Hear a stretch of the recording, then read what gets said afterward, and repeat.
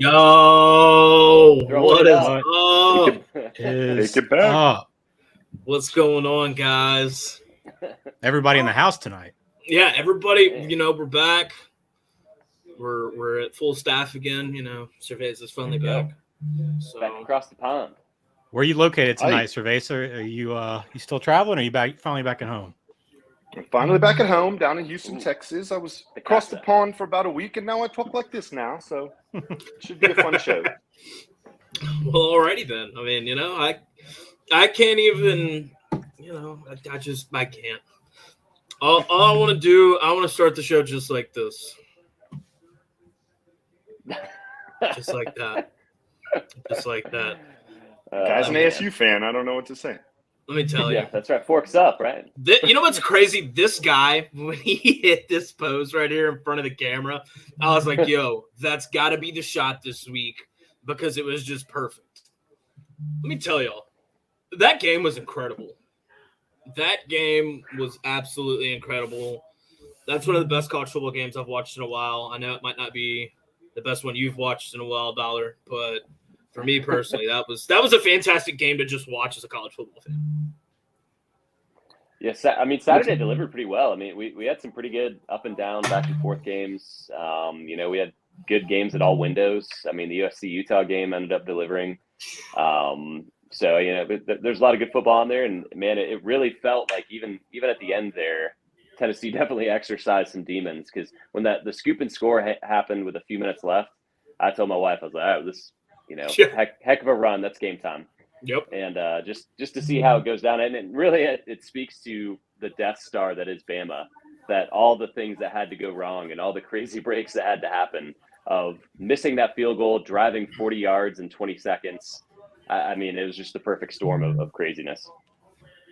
Yeah, it's always, the day I'm going to be worried is the day where, like, it doesn't take a Herculean effort to knock off Alabama. Like, that's when I know, okay, we're starting to head south because, I mean, you have to set a school record for receiving. Hooker plays an incredible game. But, yeah, to your point, like, school, like, the worst penalty game ever under Saban, right? You fall down big in the first quarter. You're down. You got your back to the wall. Everybody's in the game. Like, to battle back and to get in that position. I'm curious, though, and I'm not going to make an excuse of officiating, okay? Because Bama did a lot of it was self-inflicted. There's no doubt about that. But I'm curious what y'all thought about some of the – I think my biggest issue right now is that I don't know what roughing the passer is anymore, and pass interference calls are just so they feel like they're so subjective. Like, I don't know when one is and when surely there's some that are very clear, but – like, I don't know what the rules are a lot of times anymore. And that's my biggest problem and frustration right now. I wonder if one of the questions on that is if they called every penalty, we'd be playing these games for 7, 8, 9 hours. So they've got to sit there and be like, we'll call this one, we won't call that one. I don't know that there's a rhyme and reason behind that. But, I mean, it's penalty city out there, and I'm sure there's holding on every play as well. So it's just an imperfect science, especially when you get the referees involved. I just feel like some of those, especially the hits on Bryce, I mean, there's a couple that – at least one, I mean, it seemed pretty clear. Like, I don't know if that's not targeting or at least roughing the passer. I don't really know what is at that point. Listen, there was a couple calls, obviously, that went a way I would not have preferred. I thought the interception late was a big call. I mean, it probably could have been pass interference, but it probably could have been let go, too. It's one of those kind of 50-50s. Super late. And super late, came from a guy across the field, right?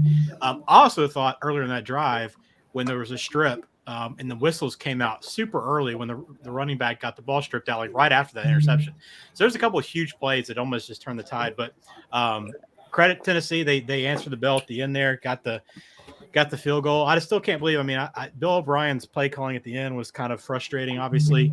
But to his defense, if Jahmyr Gibbs catches that pass on first down, it's probably a touchdown, right? So. Yeah. You kind of argue it both ways, but to not run it at least one time, force Tennessee to take a turnover, try to get 3 or 4 yards. Every yard in that situation helps. But here we are back to missing field goals. So maybe that's a good sign. I don't know. And what's crazy is I'm in a group chat with a bunch of college football fans, and we're sitting there talking, and it was really set up to where it was Bama drives down, kicks a chip shot with no time left, ball game.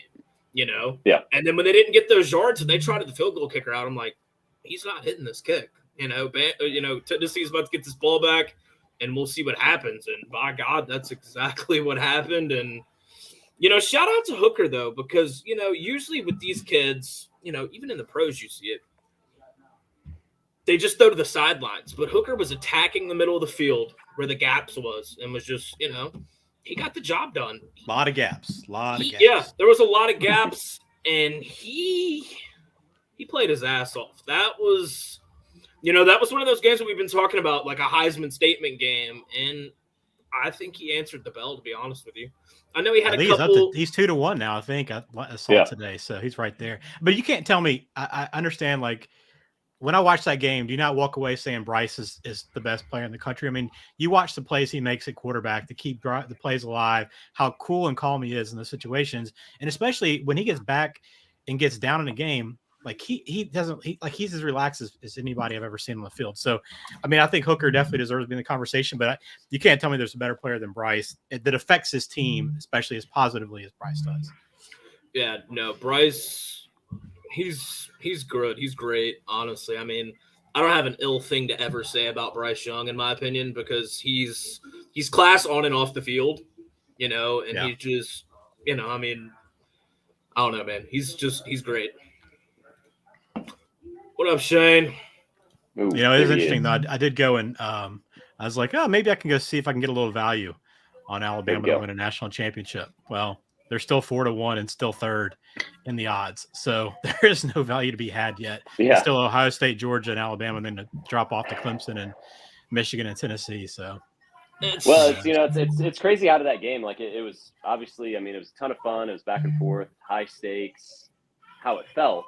But really, it at the end of the day, it didn't really change a whole lot because you still have both division races are basically still pretty open. I mean, they control their own destiny, of course, but even Bama losing, they still should either see Tennessee or Georgia in Atlanta again.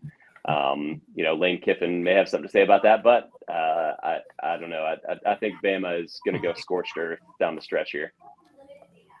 I love feels like the classic Bama, stupid loss, and here they go.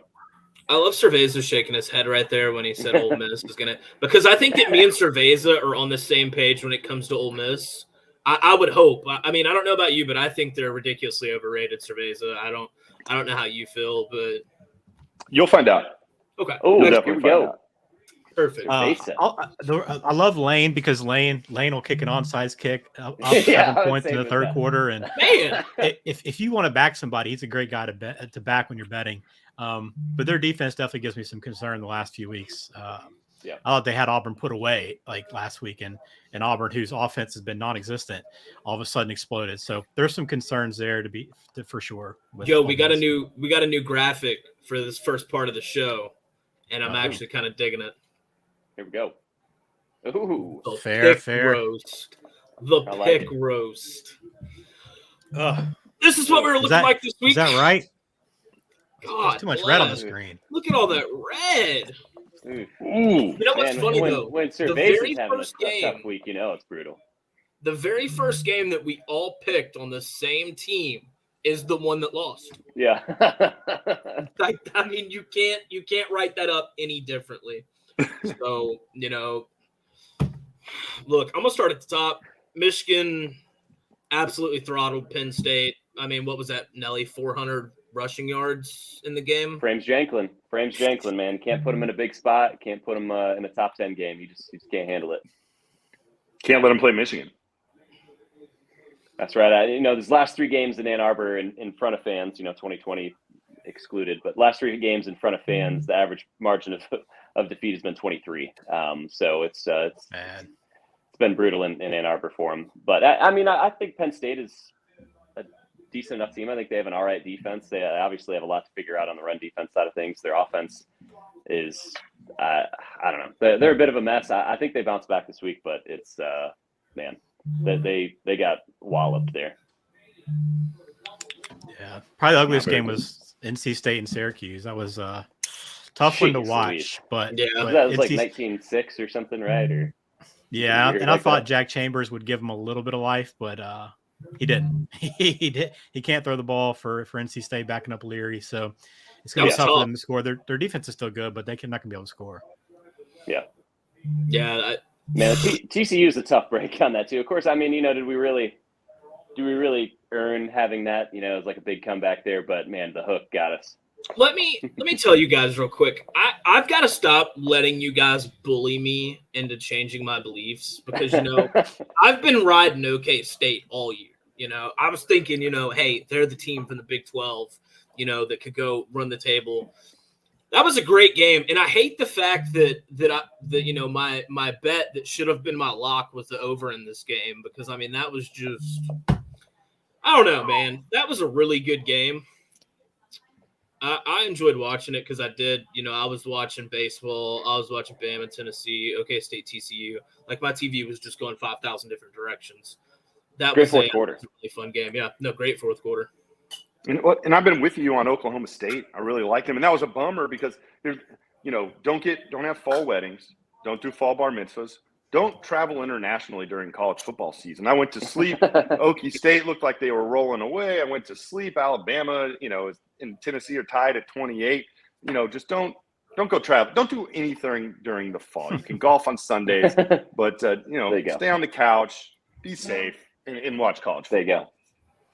Listen, I'll stand by my belief that I still don't think Oklahoma State's that good. I didn't get to watch much of this game, obviously, but yeah, you still look at the numbers in the box score. They got outgained 5-10 to 386. First downs was lopsided. Like all the statistics were lopsided.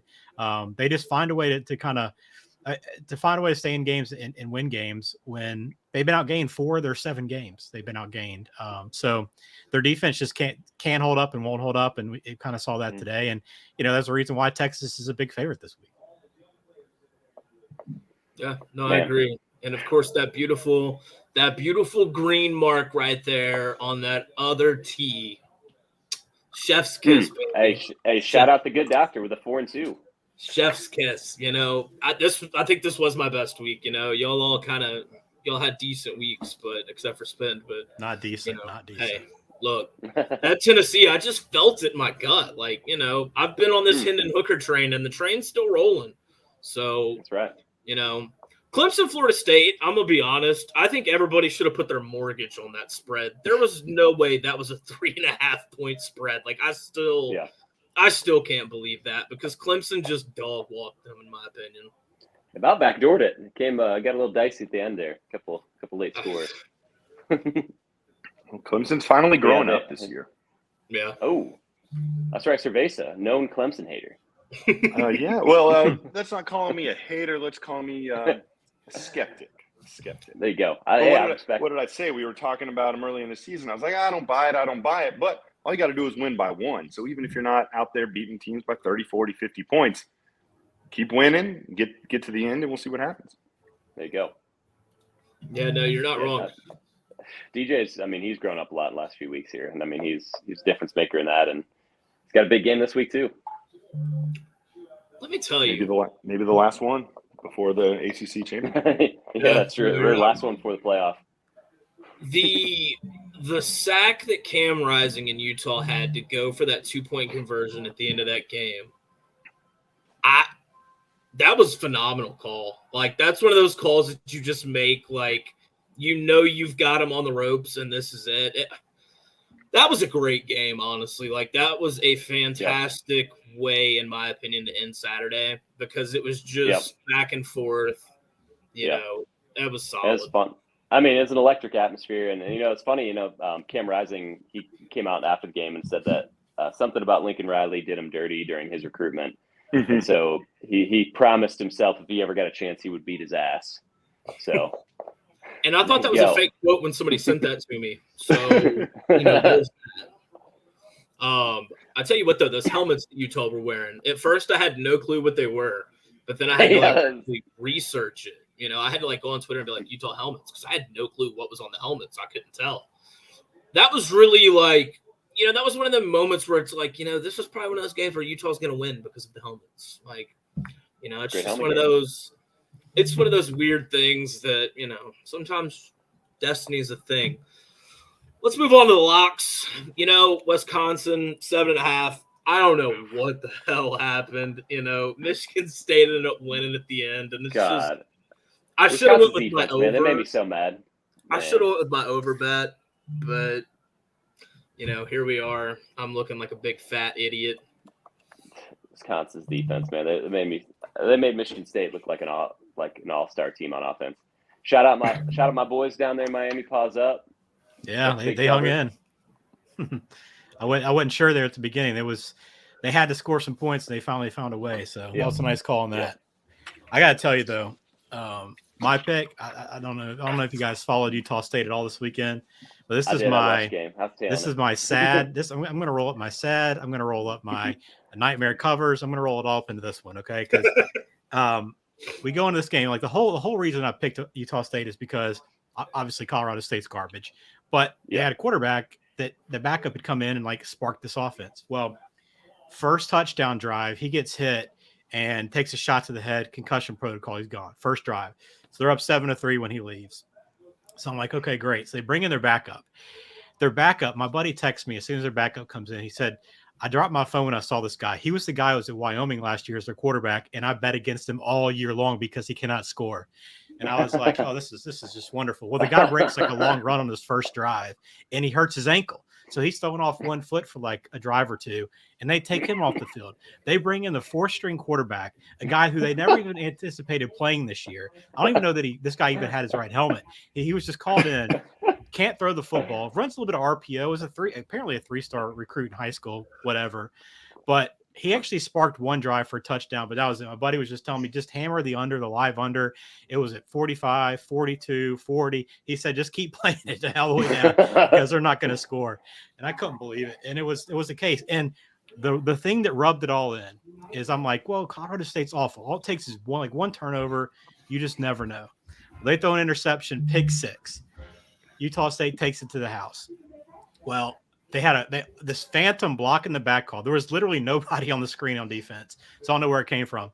But then the guy flips into the end zone, and that's a Reggie Bush 15-yard penalty. So it went from like a pick six about to probably cover, and these push. It was going to make it 11. So these push, get out of there with a push. They bring it all the way back, and then they can't do anything else with it. So it was like the ultimate kick in the nuts the entire game. And I had to watch it, and that was probably the worst part. I was watching these two bad teams play for 3 hours. So I still stand by that pick, and like I feel like they probably would have won by 30 had Lagas, whatever, how do you pronounce his last name, was in the game, but he wasn't, and it was a brutal loss. The worst bet I made the entire year was Utah State team total wins like over 7 or over 8. Never had a chance. Arkansas, I just feel blessed to be back on the winning ways. I don't know if I was afraid of the 1.5. Oh, man, I think when I first looked at it, I thought they were the dogs. So I was like, I'll take the plus money line, and just kept with it. But obviously I didn't get to watch the game. I watched a little bit of the game over there. They smoked them. They did. I mean, I don't believe in BYU, as is well documented. And hey, listen, anything to get off the schneid. We'll see if we can make it 2 in a row. There we go. Real quick, I want to bring up. I don't know. Did any of y'all watch the Texas game? Yeah, well, I've watched some of it. Did y'all watch like the end of the game though? That was like the most important part of the entire. I saw your tweet. Yeah, what was going on over there? Man, so the very last drive where Iowa State's driving down the field, and I don't remember what play it was. Yeah, the fumble that easily could have been down by contact, that easily they could have called targeting on. I mean, dude, there was so much that happened in that one single play. It was just the craziest thing. And in my opinion, I feel like we got away with it. I never saw another angle that showed me that it wasn't targeting, even though they were trying to say that he really kind of hit him in the shoulder. But honestly, that easily, in my opinion, could have been targeting. And you can't challenge it. So that would have completely changed the entire outcome of the game. But you've got that Iowa State receiver, man. He was 60-yard bomb. My God. Open that was brutal. 25 yards and just dropped it. Yeah. There's no reason we should have won that game, to be 100% honest with you. Absolutely no reason. We got really lucky. Survive in advance. Thank God, survive in advance. That's the name of the game here. Because I was ready to come on here and lick my wounds this week because I honestly thought that, we were going down. So. Yeah, if he just would have run through the football, it was like he Yeah. got nervous knowing he was about to make the game-winning catch, and just like an awkward dive. He didn't need to. He just could have run through the football and scored a touchdown. But yeah, and you know what's funny is Texas had a play like that 2 drives before, where the receiver just literally just drops the ball, and it's just I don't know what was happening. It was a weird day in Austin. You know, even the offense didn't Iowa look State's great. one of those teams, man. They are. They just kind of muck it up, and it's always going to be an ugly game. Yeah, well, Texas is good. Texas is good playing up to their opponent or down to their opponent. Texas kind of plays whatever game their opponent is playing. Yeah, which would make That's you true. think that they should put up a lot of points this week, but we'll see. That's Who the knows? thought. And really quickly, Casey Jones, aliens way over robots. I don't know what you're talking about. I don't Aliens for either, sure. but I Yeah. rolled with Every it, day man. of the week. I Maybe rolled Talking with about, it. robots, but- golden robots for sure. I rolled with it. We're moving on.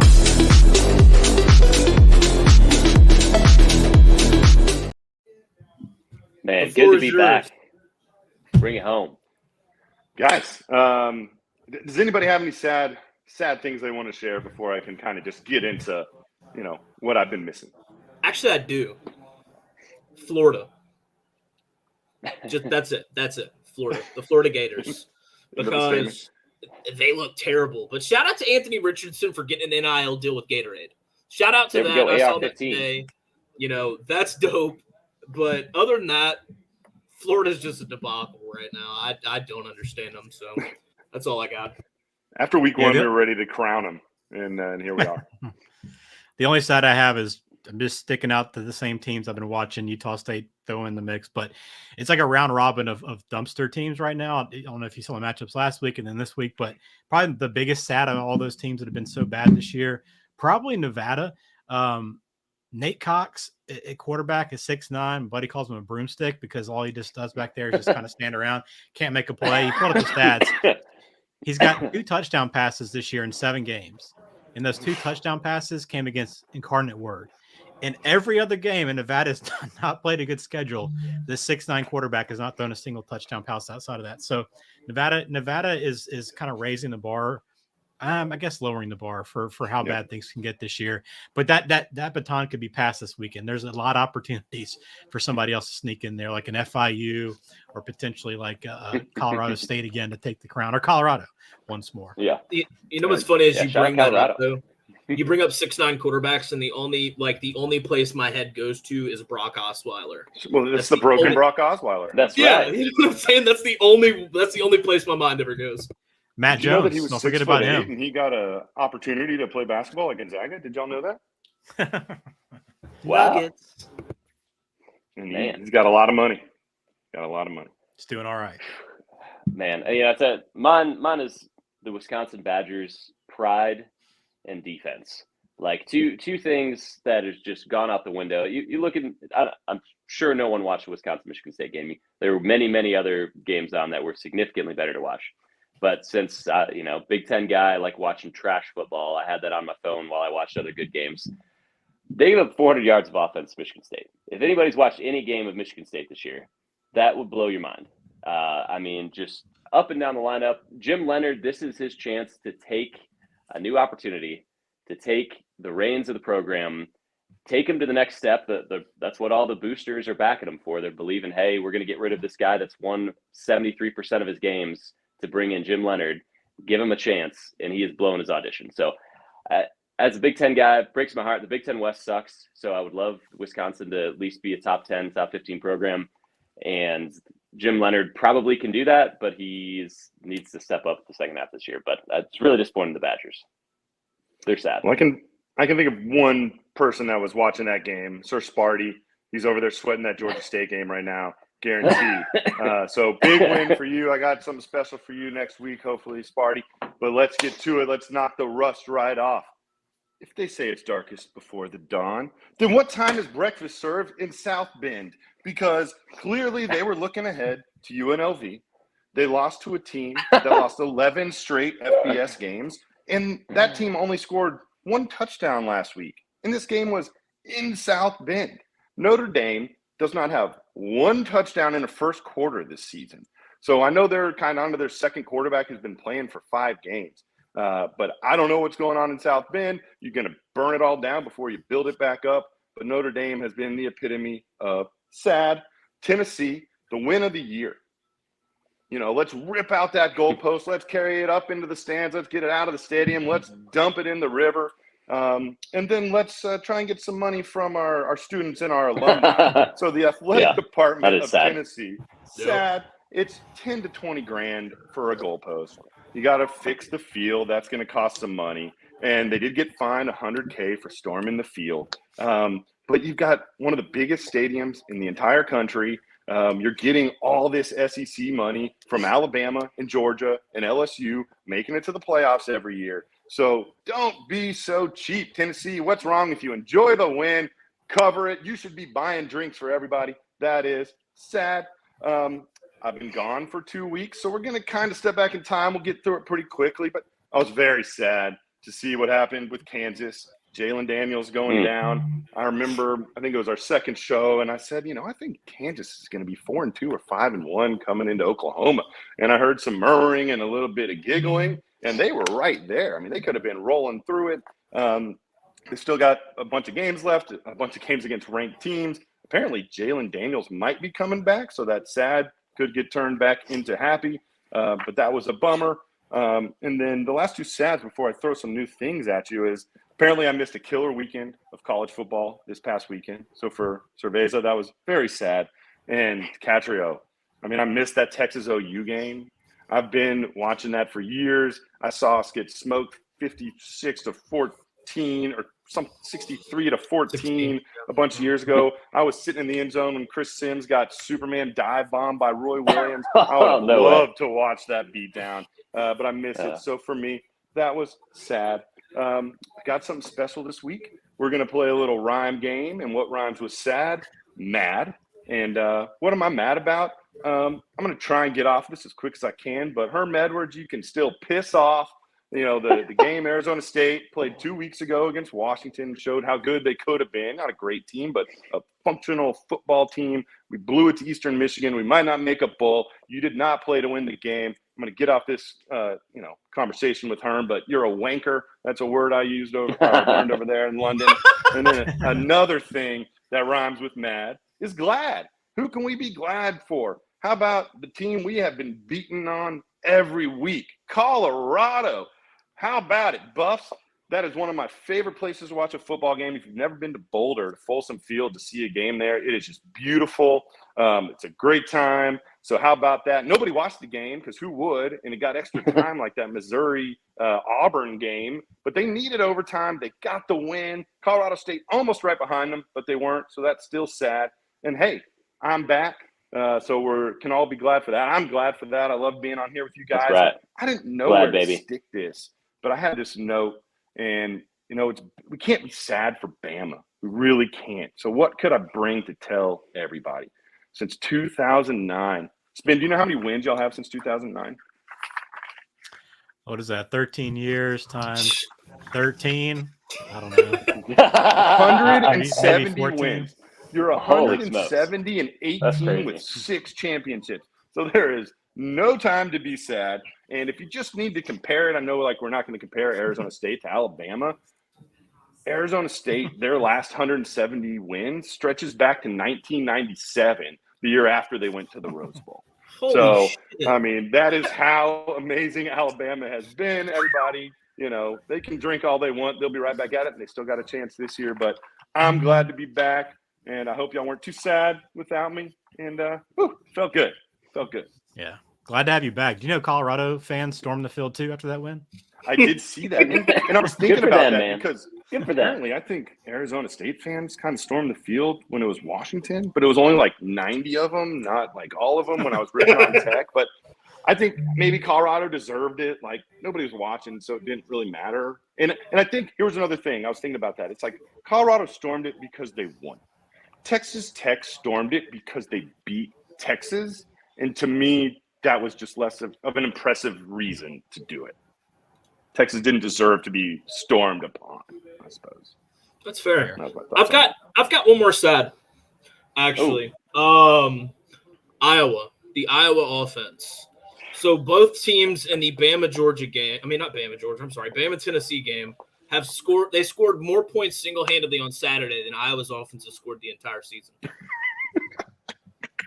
Absolutely crazy. I think they've scored 40 – it's either 42 or 45 points all year. Yeah. So nuts. They're 3-3. Hey, good for them. It's like going back to that Notre Dame, no touchdowns in the first quarter. The entire Knights of DeGen, everybody that owns one has the same amount of touchdowns in the first quarter as Notre Dame does. And Notre Dame's got 7 games under their belt. That's Golden Domers. That's absolutely wild. You love to see it because, Notre Dame, they can go to hell. They deserve everything that comes, okay? That's just – Thanks for Rudy and everything else, man. Oh, man.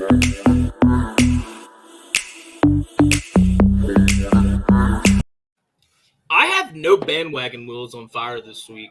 I'm comfortable where I'm at. I'm comfortable with Tennessee. I'm comfortable with Hendon Hooker. I'm comfortable with my Longhorns. Life is comfortable right now. Check back in with me in 2 weeks, okay? Check back in 2 weeks. That's where I'm at right now. And I think we just had a big play in the Astros game, so let me put myself on mute. Double down the line. Thank you. I'll give you one.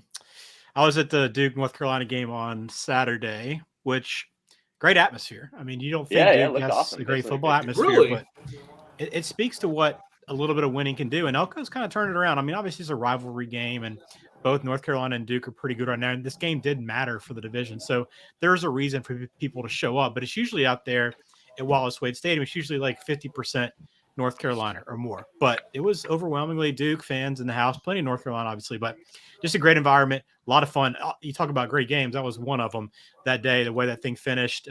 Duke had it won, missed the kick, and then Drake May led him down the field. But that's where I'm going with this. Drake May, hop on the bandwagon. Not that I wasn't before, but Scott continues to come up in huge spots. He's just, he is one of the top quarterbacks in the country. It's crazy to me that Mac was talking preseason, literally leading up to the first week of the season, that he didn't have a quarterback picked out. And I don't know if that's Mac just kind of, gamesmanship, or just Mac not having a clue on what to go with there, because it seems like he's pretty clear cut above anything else they have, because he's one of the top. I mean, he's one of the top 10 quarterbacks in the country, and maybe a top 5 guy. You throw him on another roster that has a defense. You could be talking about a team that's undefeated, and they only have 1 loss so far. So I'm giving some love to Drake May now. Their defense is probably going to let them down. They got a nice path to make it to the ACC championship game this year with him. But the former Alabama commit, would love to see him in Tuscaloosa next year, backing up or coming in and filling in for Bryce when he left. But he's much better in North Carolina with the lineage and whatnot. But he's been tremendous this year, and his numbers are incredible. Nelly, the Pistons pulled it out. Hey, there we go. Hey, big Stones, baby. That's a sidebar, but I don't know if you guys follow 538 Sports, where they it's very analytically driven stuff, and they rank each game on 3 main categories of importance of impact to the playoffs, importance of impact of quality teams, and quality of the game. It's on the scale of 1 to 100. So the Pistons Magic game, so total points you can have is 300. That game had 5 points out of 300. So it's like the Notre Dame offense of points. So hey, my man Spend, I appreciate him jumping on a bandwagon. I know past few weeks we've given him a hard time about jumping off, so I'm going to give him 2 that I'm jumping off of. One is the Tennessee defense. So I know, I wasn't ever sold last week. They were on my radar. I want to see, hey, can this team get it done? What is this defense going to look like against Bama? And the reality of the situation is that defense is going to let them down at some point real soon. So the pass defense is in the 130s. The rush defense is not bad in the 60s. I don't know. I'm just disappointed with that. They're on my radar. They let me down. Second one is a team that we've famously backed on the show a good bit, and Sir Veza turned us on to them to start the year. The Minnesota Golden Gophers. Just absolutely falling apart. That they ran out to a 4-0 record, playing teams with no pulses, just beating them down. And the last 2 weeks, they have 6 turnovers, all 6 interceptions. Tanner Morgan, I think, is out this week. They things went south quick. They look like the team that was going to win the West, and we'll see if they can get it together. I got one of each. We were talking about them earlier. I'm close on Clemson. Let's just give it one more week. Ooh. Like we were saying, just win. Just win. You don't have to win by 100. You're not going to be jumping up to number one. Just keep winning. Get in there. They got Syracuse this week, and then at Notre Dame, home versus Louisville, Miami, and South Carolina. Easily could be, running the table, getting through whatever's on the other side of the ACC, and then they can get smoked by Georgia or whomever they play first. And then let's just go ahead. Let's look into the future, and let's jump off of Ole Miss. They just have too tough of a schedule the rest of the way. And, I think we were digging on Lane, or I was digging on Lane or whomever. Earlier we were talking about backing Lane. There was a game like 2 weeks ago, and I had whoever the dog was to Ole Miss. Vandy? And it was over. Vandy game. Yeah. Yeah, and they scored with like 30 seconds left. But you want to know that. If you're gambling, you want to know Lane's going to cover for, the alumni at home that put the big bucks on Ole Miss. Because that's all that's the only thing that could have been. But their schedule's been kind of fake.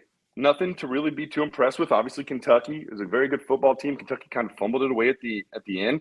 But how about this to finish the year? At LSU, at A&M, Bama, at Arkansas, and Mississippi State. Just good luck running the table. It can still be a great year. You can win 9-10 games, but I'm just going to go ahead and jump off now. I'd actually spoke on that last week. I'd said that I feel like they were going to get 2 or 3 losses in the next couple of weeks here, so I was right there with you. They definitely can, but they have a really good running attack, and they're able to kind of control the ball quite a bit. And Lane still is an incredible play caller. Some of the plays he draws up, man, are just so much fun to watch. That Auburn game, there was a few of them that were just unique, different. It's refreshing to see like a different style of offense and just somebody that's originating plays and not just kind of running through everything else. But to me, I still think they're a really good team. And I saw them as a favorite. Obviously not their favorite. They're not a favorite this weekend. We're going to talk about that game later on. But A&M, they should probably be a favorite. Arkansas, probably be a toss-up. Mississippi State at home, they'll probably be a favorite. Obviously, Alabama, they won't. So their defense has to tighten up, number one, and that's the key.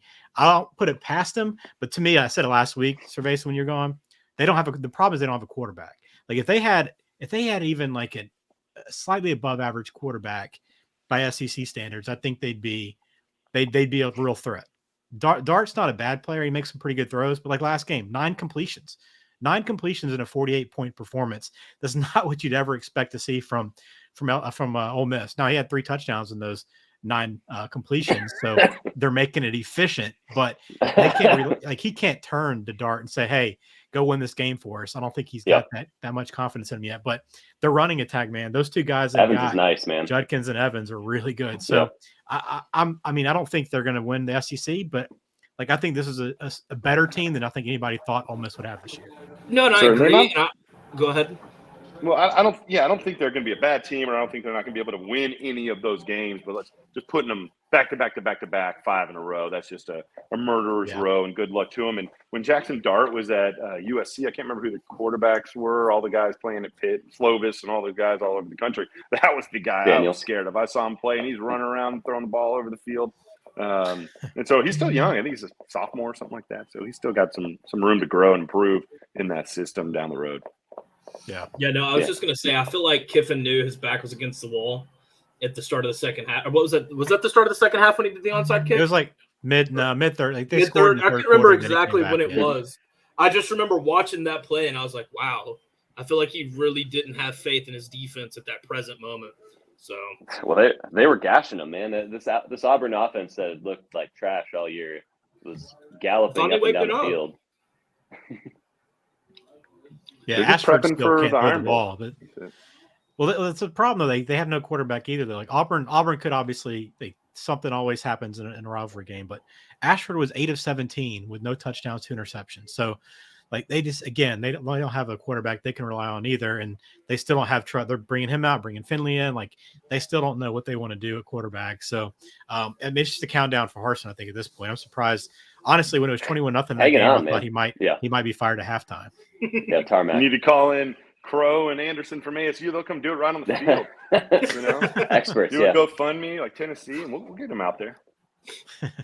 Best practices. Facts.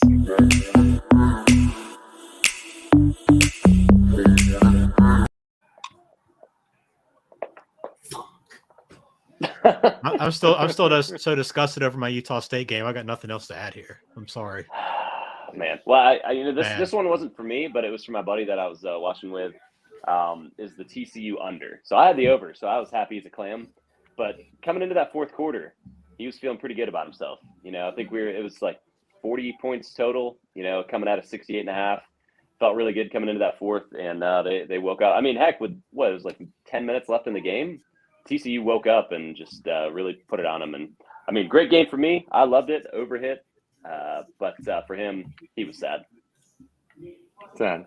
Yeah, I mean, being in Amsterdam, it's all fog. I was on games. I don't remember anything happening to sour me. I was just, you know, I will say this. I'm in this fund, and we get to all the picks and stuff, and I would go to sleep probably about halfway through the day's slate of games. So waking up the next morning was like Christmas, going through, seeing who I had, seeing what the final scores were. That was a lot of fun. Good part of college football for me last week. Yeah, I'm still just disgusted with Wisconsin. You know, I really should have just took the over in that game, but you know. Yeah. Hey guys, would you be able to settle a debate between me and my roommate? Venmo us $20 each, and absolutely, we should definitely do that. Go ahead, Pink Cat. What you got?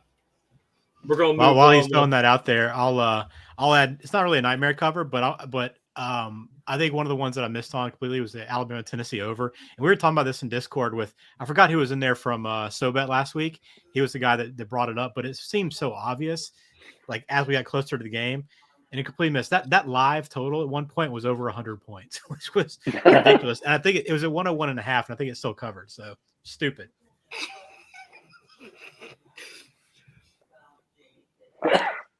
You know? Yeah, I'm not going to say anything about him just in case. I mean, the worst comes true. Like it's just weird that he would refuse. Like if he was hungry and there was some really good chicken, because there's more to it. He'll literally how go old is hungry. the roommate? Is probably the question. Yeah, it's a roommate. My roommate that's 2 years old. He feels the same way. So yeah, exactly. Yeah, you know, if they're above the age of, I don't know, I'd say probably 10. They should seek medical assistance. We're both 24 in university. Yeah, I don't know what to tell you there. Now, like, does he go places he knows has dinosaur chicken nuggets? Does he have like a fryer at home and he buys his own? There's a lot of different flavor though. There's a couple of different nugget flavor.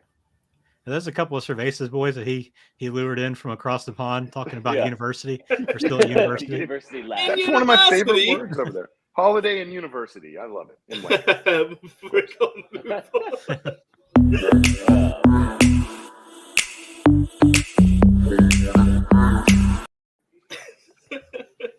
The fourth spot. The fourth spot. You know what's funny is Nelly asked after the game, he was like, what do you guys think? You know, he was like, where do you think Tennessee's at? And I was like, I just think they flip-flop Tennessee and Bama. And that's exactly what they did. Yep. So, yeah. You know, I told you I was going to have something ready. And so I think I'm ready to bust out Sir Veza's super sexy, super serious rankings. And this is only for undefeated teams. And it's an inexact science. I spent about 12 minutes earlier going through everything, getting my thoughts together. And here's my top 8 undefeated teams. Tennessee, the best win by far all season. And I guess before I get into it, it is based off who you played, who you beat, a little bit on, and then some of it's how you looked, because there just haven't been that many great victories from these teams. And it was hard for me to move Georgia too far down, and really, to me, their only impressive win was Oregon. Tennessee, Georgia, Clemson. I got Clemson in at 3 based on what they've done. Number 4, UCLA based on what they've done. TCU, Michigan, the Big Ole Ten Miss, hate right now. and Ohio State. I mean, tell Nelly's me who fuming Ohio right State now. has played. Ohio State's best win is it Wisconsin, or is it No, Michigan it's Toledo. State? Or is it Toledo by That's record? their only team with a win, only team with a winning record. So, it's like you look at it, and this will change, and this is not how I project things out. But Tennessee had the best win that anybody in the country's had. How could they not be number one? I don't love Oregon. You go through who these teams' best wins were: Clemson, NC State, and Wake. I mean, that got them up there. That's two pretty darn good football teams. UCLA beat Utah, and to a lesser extent, Washington. I love Utah. TCU beat Okie State. Michigan, Penn State, they're ranked, but I don't think they're that great. Maryland, Ole Miss beat Kentucky and hasn't really played anybody else. And Tennessee's got Bama and LSU. So that's my original just top 8. Everything can change. Man, obviously, we'll play sexy. more games, but it's super serious, and I want everybody to understand that. Run that real quick again, 1 through 8. I'm sorry. Tennessee, okay, Georgia, and I probably honestly felt compelled to put Georgia up there just because how could I make Georgia 6 or something like that? Oregon is a good win. Well, Tennessee, is it? Who's Oregon's best win? Eastern Washington, or I got to pull this. Come on, Nelly. But who's Oregon's best win? It's Washington State. They thumped Washington State, right, by 2. What was that, 3? I've got it right here. 'Cause I knew I'd need this, but yeah, Tennessee, BYU, decent win. They haven't. It is what it is. They've looked good and they've offenses look better. But yeah, I agree they haven't played anybody yet, but they've been winning pretty comfortably for the most part. Well, that's what's interesting about like most of these teams is they just really haven't played anybody. I looked through it and I was going through, bad ranked teams that were ranked then aren't now, bad Power 5 or Group of 5, and the amount of teams that have beat 3, 4, 5 good ranked teams, they're not there. Maybe Clemson. So Oregon, they beat Eastern Washington. They beat BYU, who I think has been fake for a while. Washington State by 3. Stanford, who, I guess they beat Notre Dame. That's impressive. And Arizona, that's not, that's not very impressive. So it's interesting. And I wonder if, they played some of the schedules that some of these other teams have played that are lower, USC or Alabama, and would they, still be up that high? And there will be time for that to all suss it out. But that was my top 8 undefeated teams. Fair enough. Do you guys think it's possible at all? I think it's possible. But how, I guess, maybe the better question is, how upset and pissed off would you be if we do end up with a Georgia, Alabama, Tennessee, 1-loss teams, round robin wins and losses, and if that happens, if let's say Alabama wins out, beats Georgia in the SEC championship, Georgia beat Tennessee, those 3 teams are likely at that point got a pretty good argument to all be in. You guys going to be pretty frustrated if we have those 3 in a playoff? Hey, that's on my radar, man. I'll jump into it now. I really legitimately believe, and looking at Ole Miss, because I think Ole Miss's only loss is going to beat Alabama. I think we're going to have 4. We have the potential to have 4 1-loss SEC teams sitting in the top 5, and what they're going to do with it. It's going to really test the mettle of the playoff committee and how they're going to seed it out. I don't know. I don't know how you could justify having more than 2 from one conference in, but heck, they may find a way. I think it'll just depend on who the other undefeated teams are. Number one, if the SEC would just play 9 conference games like a true, real legit conference does, then that would make me feel much better about it. But it'll just depend. Okay, Michigan, Ohio State, one of them probably going to finish undefeated or could finish undefeated. So that's one. What happens in the Big 12? Can TCU hold on? Can UCLA hold on? I don't know. So it just – and Clemson's going to be there. I'd be shocked if they got over an undefeated Ohio State. If they got over any other undefeated team that is left, then that would be pretty disturbing. But I just wouldn't see that happen. I couldn't see that happen. And it all look, it shakes itself out. We're middle of October. Lots going to change. But when you look at the schedules, and to your point, Sir Veza, so not a lot of teams have played anybody yet. But if you look at like Clemson's schedule, this weekend is maybe the toughest game left, right? And it's Syracuse at home, and they're 14-point favorites. Like, it's a cakewalk. And then the other side of that conference is pretty easy. So as long as they play pretty solid, it's hard to imagine Clemson losing at this point. But then you look on the other side at Michigan and Ohio State, same thing. Like, their schedule the rest of the way, I don't know who, like, they're going to be big favorites in every game. Sure, they may slip up, but one of them will definitely lose. Obviously, they play each other.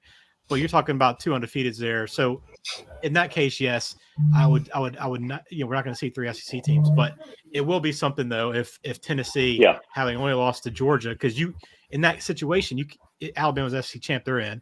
Georgia beat Tennessee, so they're in. Tennessee's on the outside looking in with maybe the best win of the year, possibly, and nothing to show for it. Would be pretty amazing. I'm not gonna lie, guys. Pretty amazing. I like that. I would go absolutely nuclear if that happened. I would spaz. I'm here for that. I'm talking about like it would be. I'd go on for an hour about how this is the downfall of college football, how it's an absolute farce, blow the whole thing up, burn it all to the ground. Like that's how upset I would be. Even if you've got 4 teams in the SEC ranked in the top 5 at the end of the year, like, right there before playoff time, I'm still going to lose my absolute, shit on that. So let's hope that doesn't happen. Let's hope that, Ole Miss does what I think Ole Miss is going to do. I honestly do think, though, that Georgia, Tennessee, Alabama scenario is, it's very, very possible. Mm-hmm. I do think that's a real chance. Yeah, I feel like it's absolutely going to play out that way. So, and listen, I'll say like Alabama is far from a guarantee at this point to run the table. Like it's still have a pretty tough schedule, and it's not like this one game has been sloppy. It's been every game that they've had been tied in has been sloppy games, either turnovers or penalties or both. So they still have some work to do. But again, like this is one of the kind of games that you turn the season around on, and everybody actually starts kind of focusing in a little more serious about everything, and it kind of turns around. But make it definitely happen. Tennessee's schedule is pretty manageable too the rest of the way, right? Obviously Georgia, but Kentucky at home. Yeah. That's it. I mean, South Carolina really on the road, those two are it, yeah. But that's it, yeah. So it's very likely that could end up, and it's amazing to me that Tennessee could potentially not win their division, not go to the playoff, and have their best season in, maybe one of their top 5 seasons of all time potentially. I think the thing is, like, if you do somehow end up in that scenario, and Ohio State and Clemson are both, undefeated, like who goes in and who sits out, I mean, it would be Tennessee in that scenario, just because they wouldn't be in the SEC championship game. They'd have to, and they have a close win at home, It wouldn't matter with an SEC championship. That they'd be left out for sure. But they've got a long way to go. But again, this is why we have an expanded playoff coming. So Doc, we don't have to blow it all up. We'll have more teams in a couple of years. They're doing it for sure. But you know what? The problem then's going to be, why do we have 5 teams from the SEC in the playoffs? Like, it's coming. That won't be my question. That'll be y'all's question. Yeah. At that point, Doc, you'll be in the SEC. So you'll be true. Like, I will be. Y'all are going to be playing. You'll be one non-conference games at that point, yeah. Sir Veza. You're gonna be in that conference too with your Texas Longhorns. So Arizona State, we're all gonna be on the same side. To the SEC. Well, you love Texas too. We're the Vanderbilt of the Let's go! in that case. Oh, are we doing it? Yeah. Yep, we're doing it. I'm next to a Texas Tech bar that's also an Astro bar, and it's going. I can hear it from inside my house. The Astros, we're up. Let's go. Verlander's on fire. We're on fire. This is why I didn't want to do the show, but we're doing it anyways. Was that Yuli? Who was that? Shit, man. I think it was. Yeah, that was Yuli. Tucker had the bases loaded. All right. Yeah, that was Yuli. I'm gonna simmer down.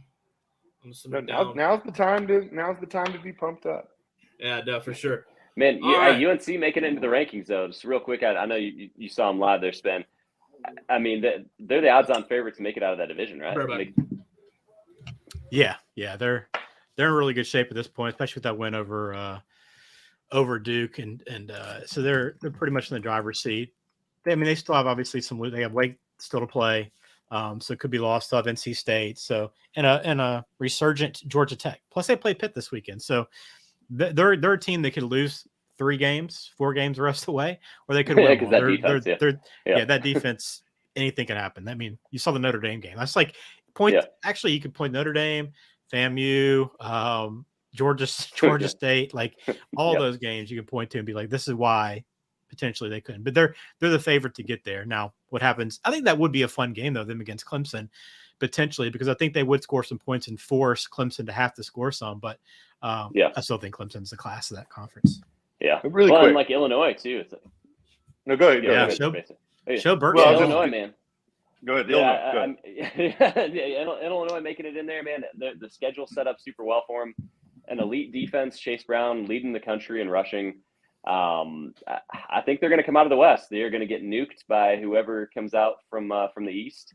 But set up well, depending on how all the playoff stuff shakes out. They could go to the Rose Bowl, which first time since Juice Williams in 2007.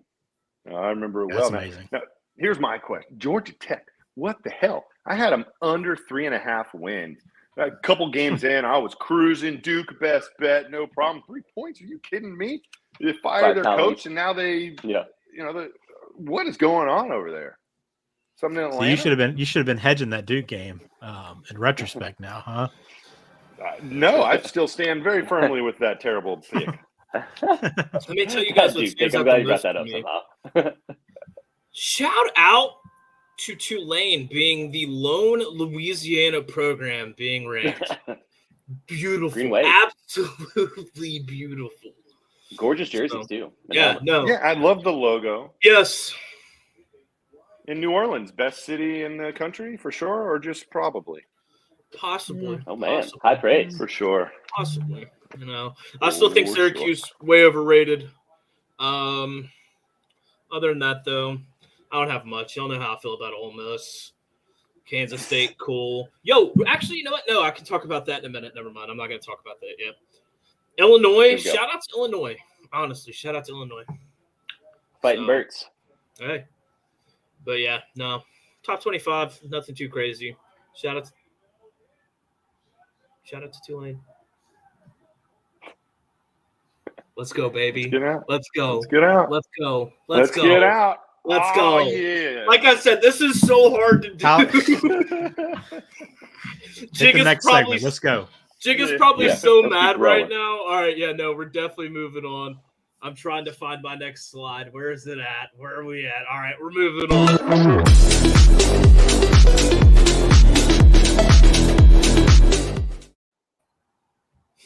It's so hard to do this right now. All right. Spen, what you got here, brother? So we've got some big games obviously coming up. What we're talking about. So a couple maybe games that I'm kind of curious about outside of the biggest ones this weekend. There's not a ton. Like the best part of the schedule is going to be the games we're talking about this week, but I'm still curious what Penn State does against Minnesota. It's not obviously this game meant a lot more 2 weeks ago, but I still want to see to help me judge, I guess, Michigan a little bit more too. Still want to see if Penn State is any good at all. And in Minnesota, I mean, I want to see if they can bounce back. It should be a pretty good game. It's low point spread, no surprise on that end. North Carolina Pitt's another one, like, again, kind of on that radar of can they make it through that conference and that division and come out of it alive. This is a big spot for them. And Mac is, for some reason, Mac's fallen short in a lot of these games at North Carolina, where he's kind of had the momentum, been the favorite, kind of been expected to win a little bit, and then just for whatever reason doesn't show up. So can this team be a little bit different in that aspect? We shall see. But those are a couple games I'll be watching this weekend. But the biggest thing, I think, are the games we're going to go through a little bit later. Yeah. Y'all remember earlier in the season when I'd have like 13 games in this segment? Yeah. And Spin, you're like, oh, you love college football. It was exciting at the beginning of the season. Everybody had a chance. And I think the sad segments are also going to get shorter just because now that we're getting into the thick of it, we're not looking for what can this team that we weren't expecting over here do anymore. So I got a couple. Kansas at Baylor. Jalen Daniels, is he going to be able to come back? I think it's Jason Beam. Is that his name? Jason real quick, Beam? I want to add to that. I just want to know, is this the end of the Kansas Cinderella storyline right here, going down 3 straight? That was all I had for this, so I'm going to let you continue. Yeah, I mean, I haven't believed in Baylor all year. So I think even with Bean, who looked like he played pretty well against Oklahoma, they can still win this football game. Can Baylor get up? They just lost 2 in a row, right? So that'll be interesting. Now, stick with me on this one. Duke and Miami. No, I'm just kidding. Terrible game. Nobody cares about that. That was a joke. But, just kidding. The feel-good story maybe of the season under the radar. Spend, I think you've been on them a little bit. The team that can't make a bowl almost no matter what they do, James Madison. Disheartening loss last week. They were the last team that had gone undefeated from the spread throughout. Kansas actually, they pushed one, but James Madison was the furthest that hadn't not won all of their, covered all their spreads. So they got a Marshall team that I would say they've been up and down. You look at that Notre Dame win. Well, Notre Dame's clearly just terrible. So does that even count as a big win anymore, other than for Marshall, beating Notre Dame? But that it'll be fun just to keep watching James Madison and see what they can do this week. James Madison, man, the Dukes, right up there. Yeah, keep getting them to cover. Keep getting them to cover. Man, all right. So I got two kind of items keeping on my radar. One, I know we just touched on is I want to have it just because it would be the most crazy thing of everyone complaining about is 4 SEC teams all 11-1 or 12-1. That's what I'm cheering for. That's on my radar. I really think it'll happen, depending on what I think. Ole Miss has to handle business, and Tennessee has to not stub their toe. I think Georgia and Bama I still feel like that's going to be the SEC title game. But we'll see what Ole Miss and Tennessee are able to do. Kansas also, can they finish the season? Can they get to bowl eligibility? Daniels, will he come back? I hope he does. The defense has been atrocious the past few weeks. Not that it was great to start the year, but it at least was competent. I'd like to see him put it all back together. So I'm cheering for Kansas. They have a brutal stretch. I know Sir Veza touched on that. They do. Multiple ranked teams down the line here. So see if they can put it together. I'd love to see it because, it'd be cool to see the Jayhawks in a bowl game. That one of my favorite college football pictures is Mangini, right? Down there in the Orange Bowl next to Obi. I'd love to have they're not making the Orange Bowl, but hey, get them back in the bowl.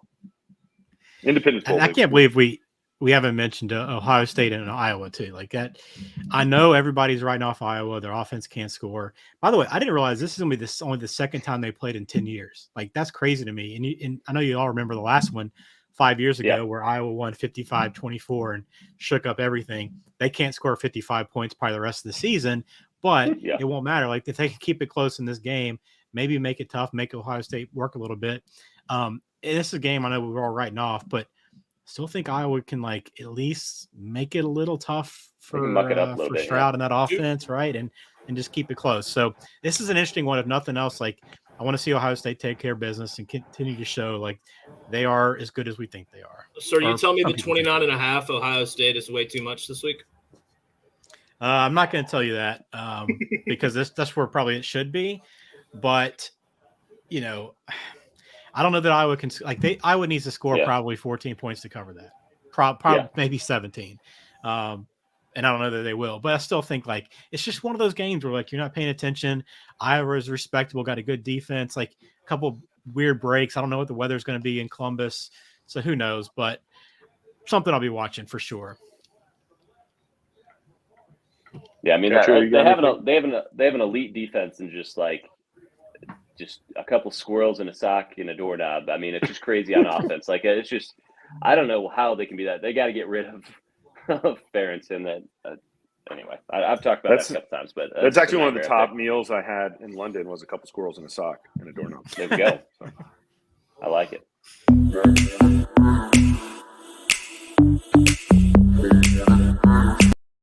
I had nothing else to say there. I don't even know. This is y'all's segment to Sean. Have at it, boys. I'll get us started. There we go. I'm gonna go home team here. Arizona State plus 2.5 at Stanford. As mentioned earlier, Stanford 111th in the scoring defense. ASU coming off of the bye week. The one thing that worries me is how much confidence does Stanford have beating such a mighty team such as Notre Dame.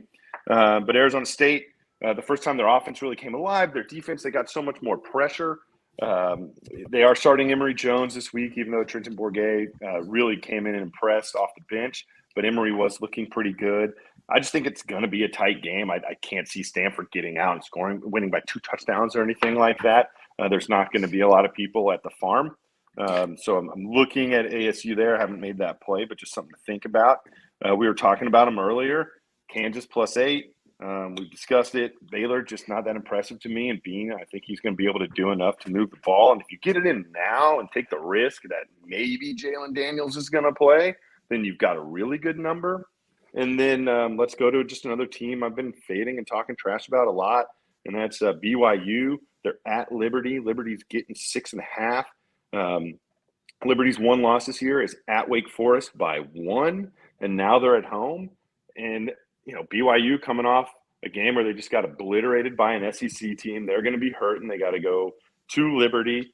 And you can maybe even look money line if you want to get really ballsy about it. But Arizona State plus 2.5, Kansas plus 8, Liberty plus 6.5. I don't hate any of those. Nice. Like that. That's a good thing.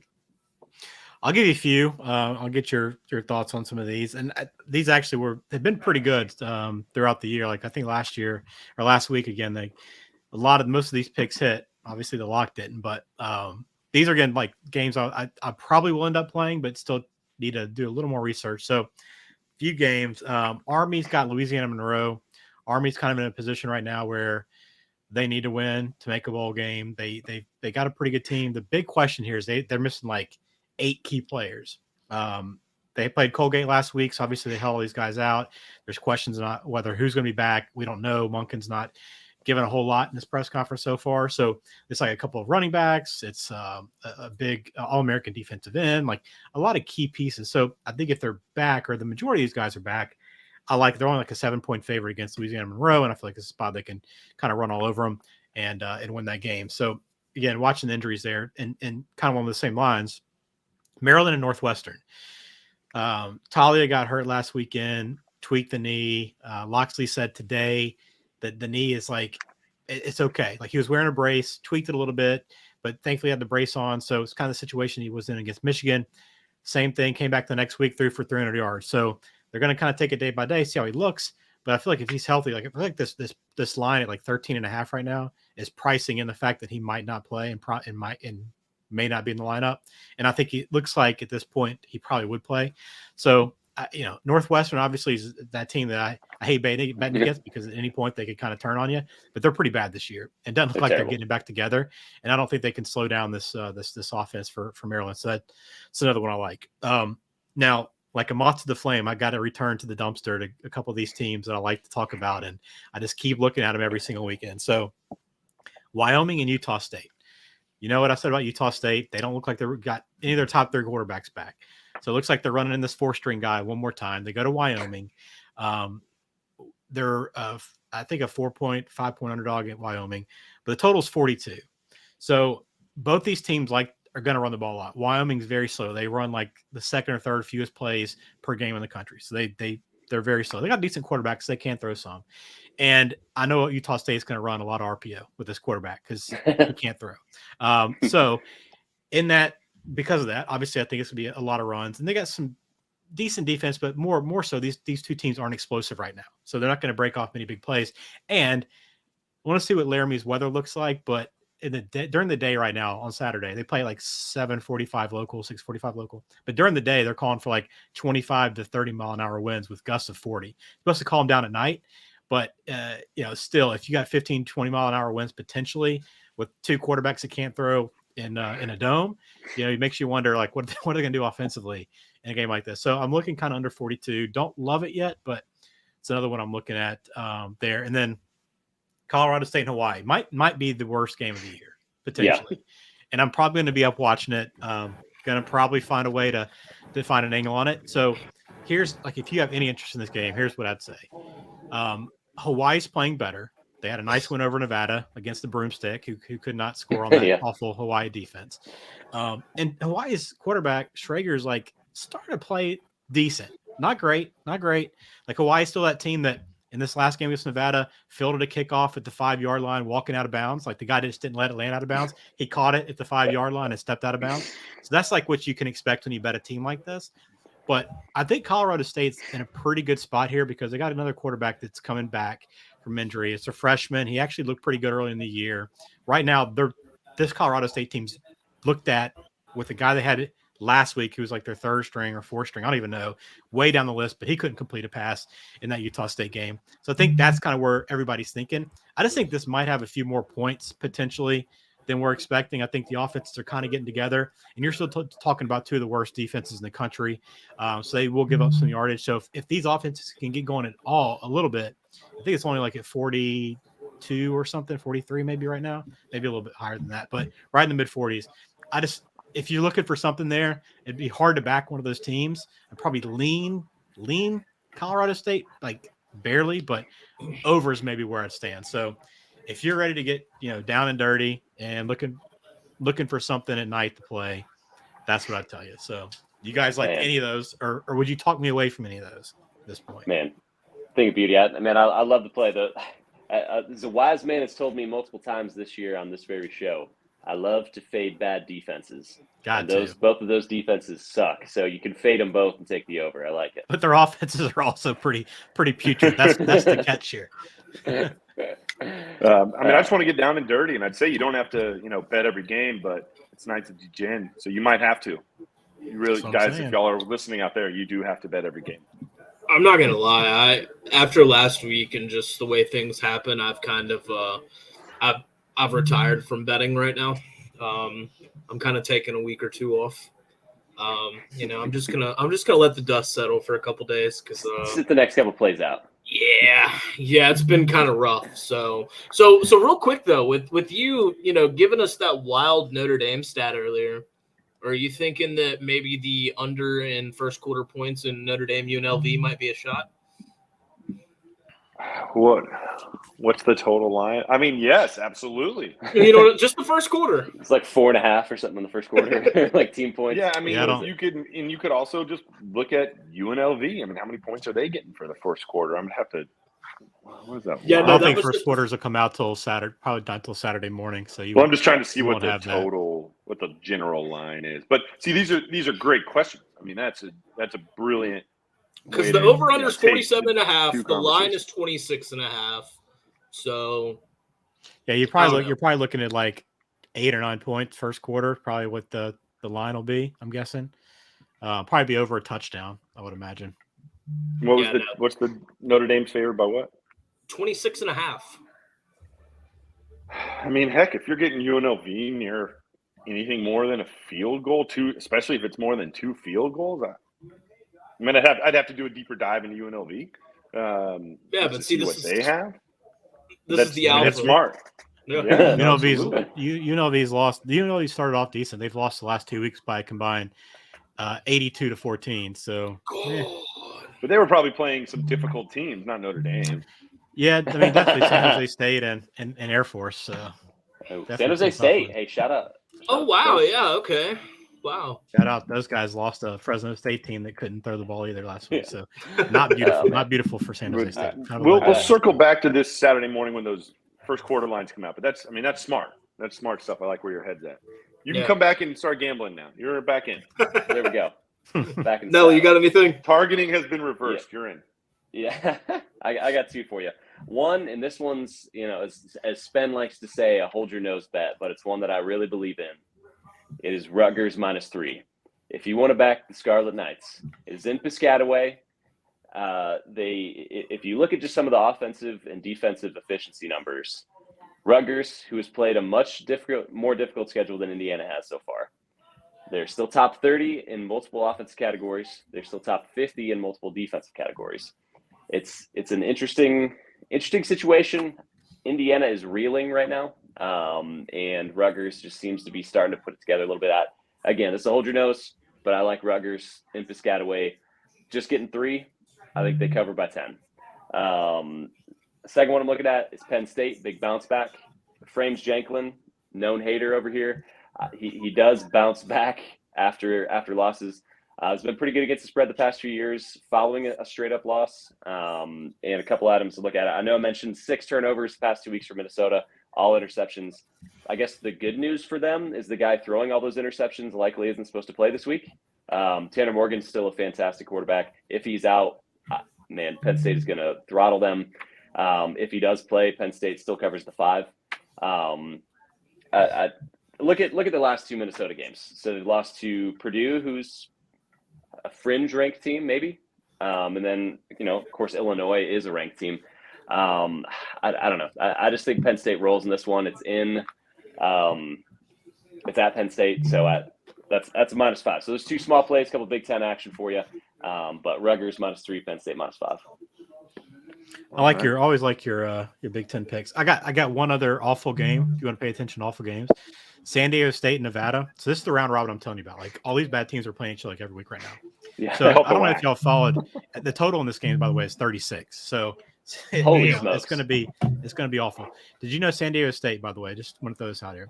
So they have their quarterback now came in at quarterback, moved to safety in the offseason. Then they were so bad at quarterback, they moved him back to quarterback this year. And who did he beat out? Braxton Burmeister, who now is moving to wide receiver for San Diego State. And if there was ever an indictment on Justin Fuente at Virginia Tech, it's the fact that he continuously put in Burmeister over Hendon Hooker, and that pretty much cost him his job. But the fact that he could not see the difference between these two guys right now just tells you a lot about kind of where Fuente was at Virginia Tech, because now Burmeister's playing wide receiver at San Diego State, and your boy Hooker's the second Heisman favorite right now. So, man, what that's a nice little nugget. Just it's funny. You look across college football, similar to like Sir Veza said, USC's like a farm system for quarterbacks for the rest of the country. Just kind of sprinkled throughout the country there. Nice to see Burmeister final landing spot lining up out wide. It's amazing. Like you now with this transfer portal, like all these guys just start resurfacing out of the blue. Like you thought they're gone, and then all of a sudden they pop up at some small school like halfway across the country all of a sudden. So it's pretty interesting. Yeah, no, I love the feeder system, the feeder program. I love that because for years it's been Bama. Right now we're talking about USC, so I love it. All right, let's move on. They were the minor leagues with Clay Helton. It's wild. Let's get down to this week. The deep dive into this week.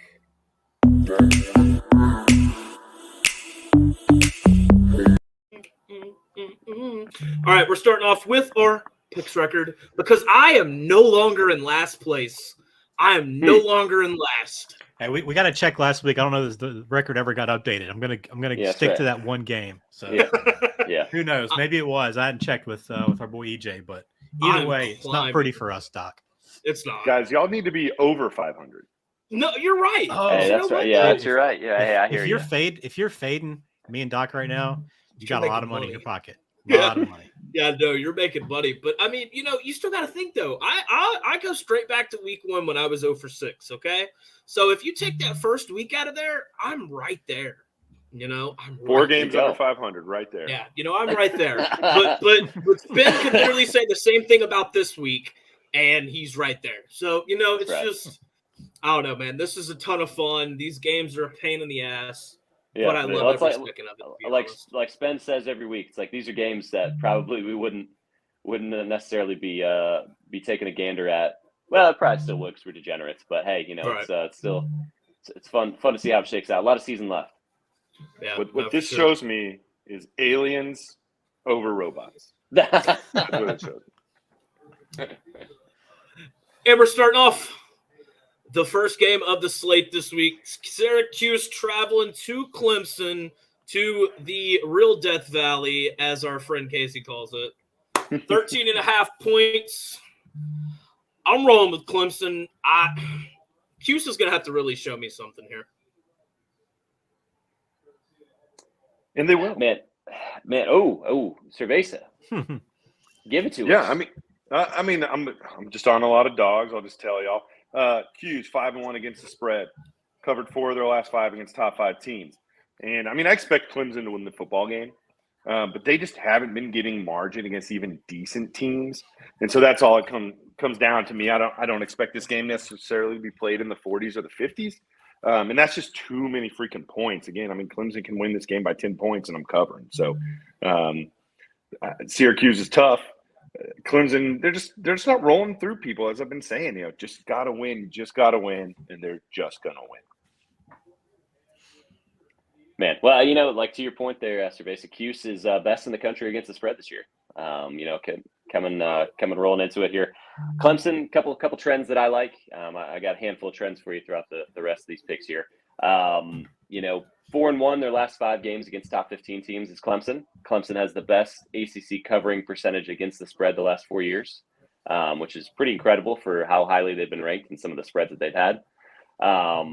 You know, one of the items that I want to shout out, Casey Jones has wanted me to bring it up multiple times here, is it is breast cancer awareness. And so it is the Tigers for Tatas game. And this is the 5th year they've done it, and they have won outright straight up and covered in 4 of those. So a couple trends you like to see out of all that. I don't trust what Cuse is. I feel like DJ's starting to put it together. I think the Clemson defense is finally as healthy as they've been all year, and I think that defensive line is a hurricane. So I'm taking Clemson this one. Well, I was not aware of the Tata Alpha before making my pick tonight, so right. Thanks a lot, Casey. I'll be wrong there, but I'm on Syracuse too. I don't love this pick. I don't love most of my picks in this segment, but I make them anyway for the good of the show. But I think this is better because it's at noon for Syracuse. Going in there at night, I think would have been kind of a death sentence for them probably, but they can come and get in and maybe catch a little bit of a sleepier Clemson team that's coming off a tough, hard fought big win last week. To me, it's just like Clemson they haven't gotten it all together. They still think they're a really good team, but I just don't know where they're quite elite yet. Right. So like, I thought their defense last week would be tremendous, and it wasn't bad, but they still gave up a lot of yards to Florida State. Didn't slow them down completely. Got up to a nice lead and was in a pretty comfortable spot there for a lot of that game, but still like expected it to be a little bit more dominating in that effort. And they've kind of been that way against good teams. But on the other side, Syracuse hadn't played a ton, but Syracuse got the top defense right now in the ACC statistically. So say what you will about who they played, and their schedule has been pretty rough. I mean, I don't know. Maybe Purdue's the best offense that they faced, and they gave up 485 yards in that game. So maybe that's a sign of things to come, but I don't know that Clemson can exploit the defense.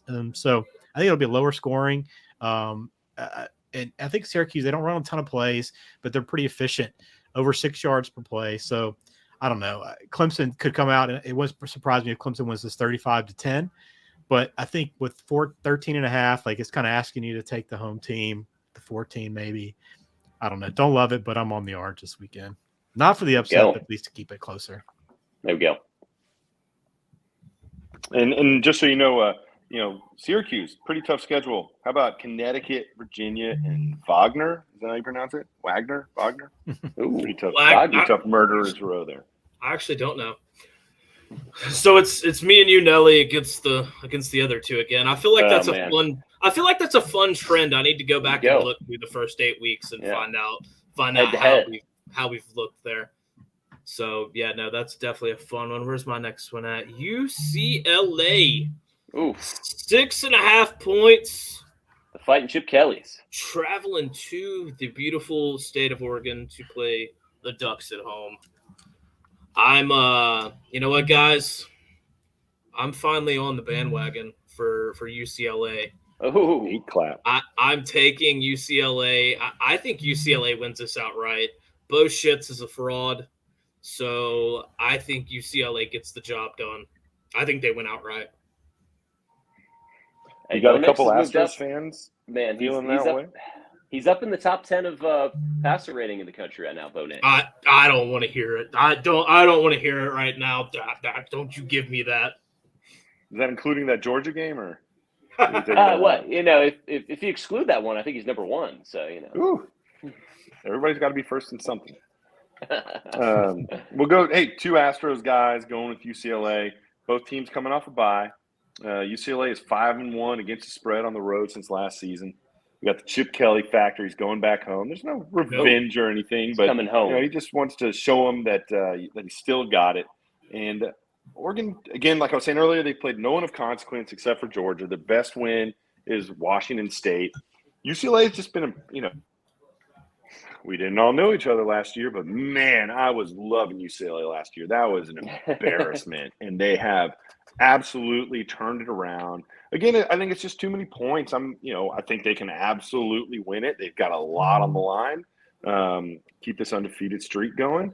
But either anyway, it's just too many points. I don't see Oregon scoring 60 points out there. We're talking something in the 30s, and it's going to be tight. So give me UCLA. Give me the points. Yeah, I think I'm with you guys on UCLA. I think they're still being disrespected, and DTR is still playing really, really well. You say that on points. To me, I see this game get into the 40s. I just don't know like who's going to stop who. I look at passing defenses. Oregon's dead last in the Pac-12 in passing defense, and I know they gave up 450 yards early in the year to Georgia, but they also gave 87 to Eastern Washington. So they kind of average out. Like they kind of are who they are. They've given up double-digit passing touchdowns every game but one so far. And one stat I thought was really interesting, and UCLA obviously throws the ball really well, but like who's going to get off the field, right? Because third down conversions, UCLA's first in the Pac-12, about 55% third down conversions. Oregon, it's amazing to me. Oregon is giving up third downs 50% of the time. Okay, so I don't know that Oregon can get off the field in this game, and same with UCLA. Their defense isn't world beaters by any means. So I just see it going back and forth, and I'm throwing my trust behind DTR right now. He's playing well, a better player all around, right? And he's looked the part all year long, and I think he's kind of got something to prove this year. It's being overlooked a little bit, but 15 touchdowns, just 2 interceptions. He's just been really efficient, 75% completion percentage.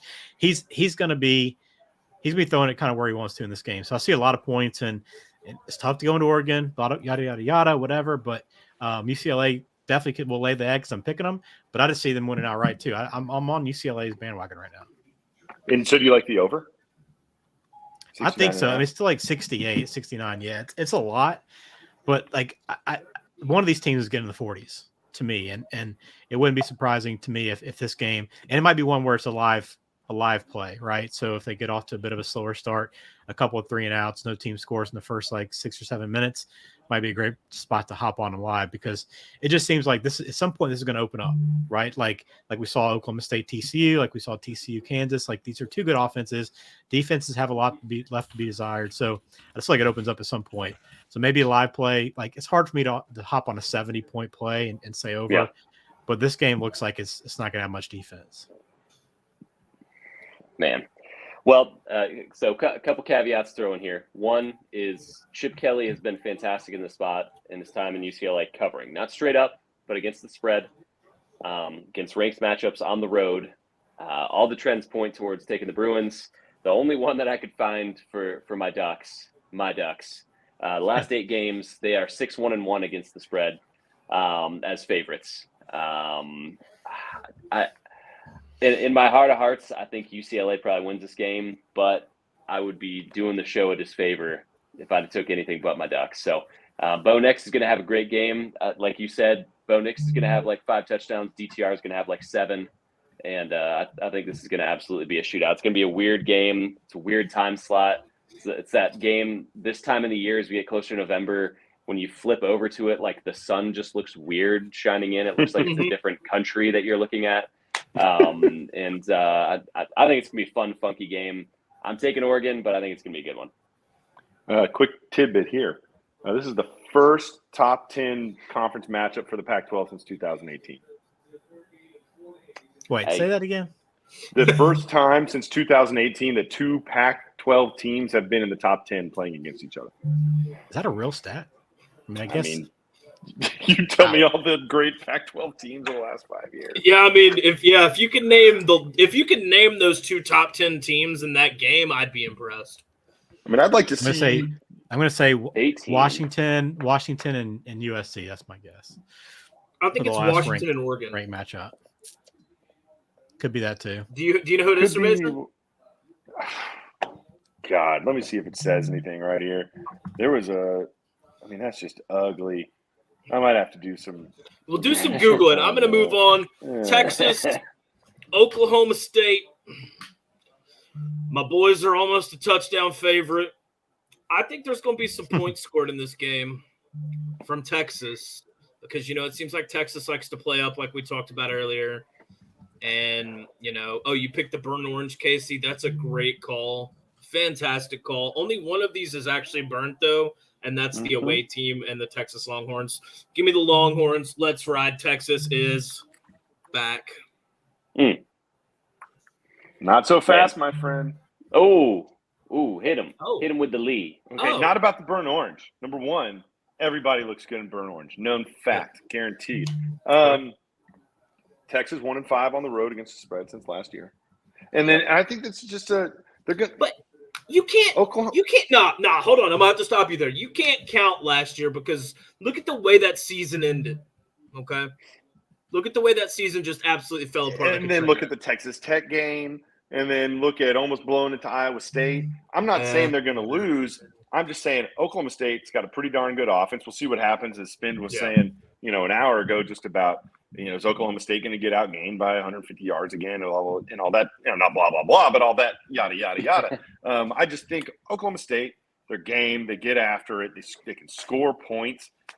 Texas is going to win this game by 30, 40. They're not. They could be up by 10 points, at the end of the game. Oklahoma State goes and scores a touchdown. So, I think Oklahoma State can absolutely win this game. Texas is just still too shaky right now. So, it's just a pure points play. I don't trust Texas to put it away, and it's just a pure points play. And again, we can all look good in burnt orange. That's all right. All right. Like the chaplain of energy, Matthew McConaughey. Yes. Even though that's right. I met him one time at a UT game, and I was working in the in zone club or whatever.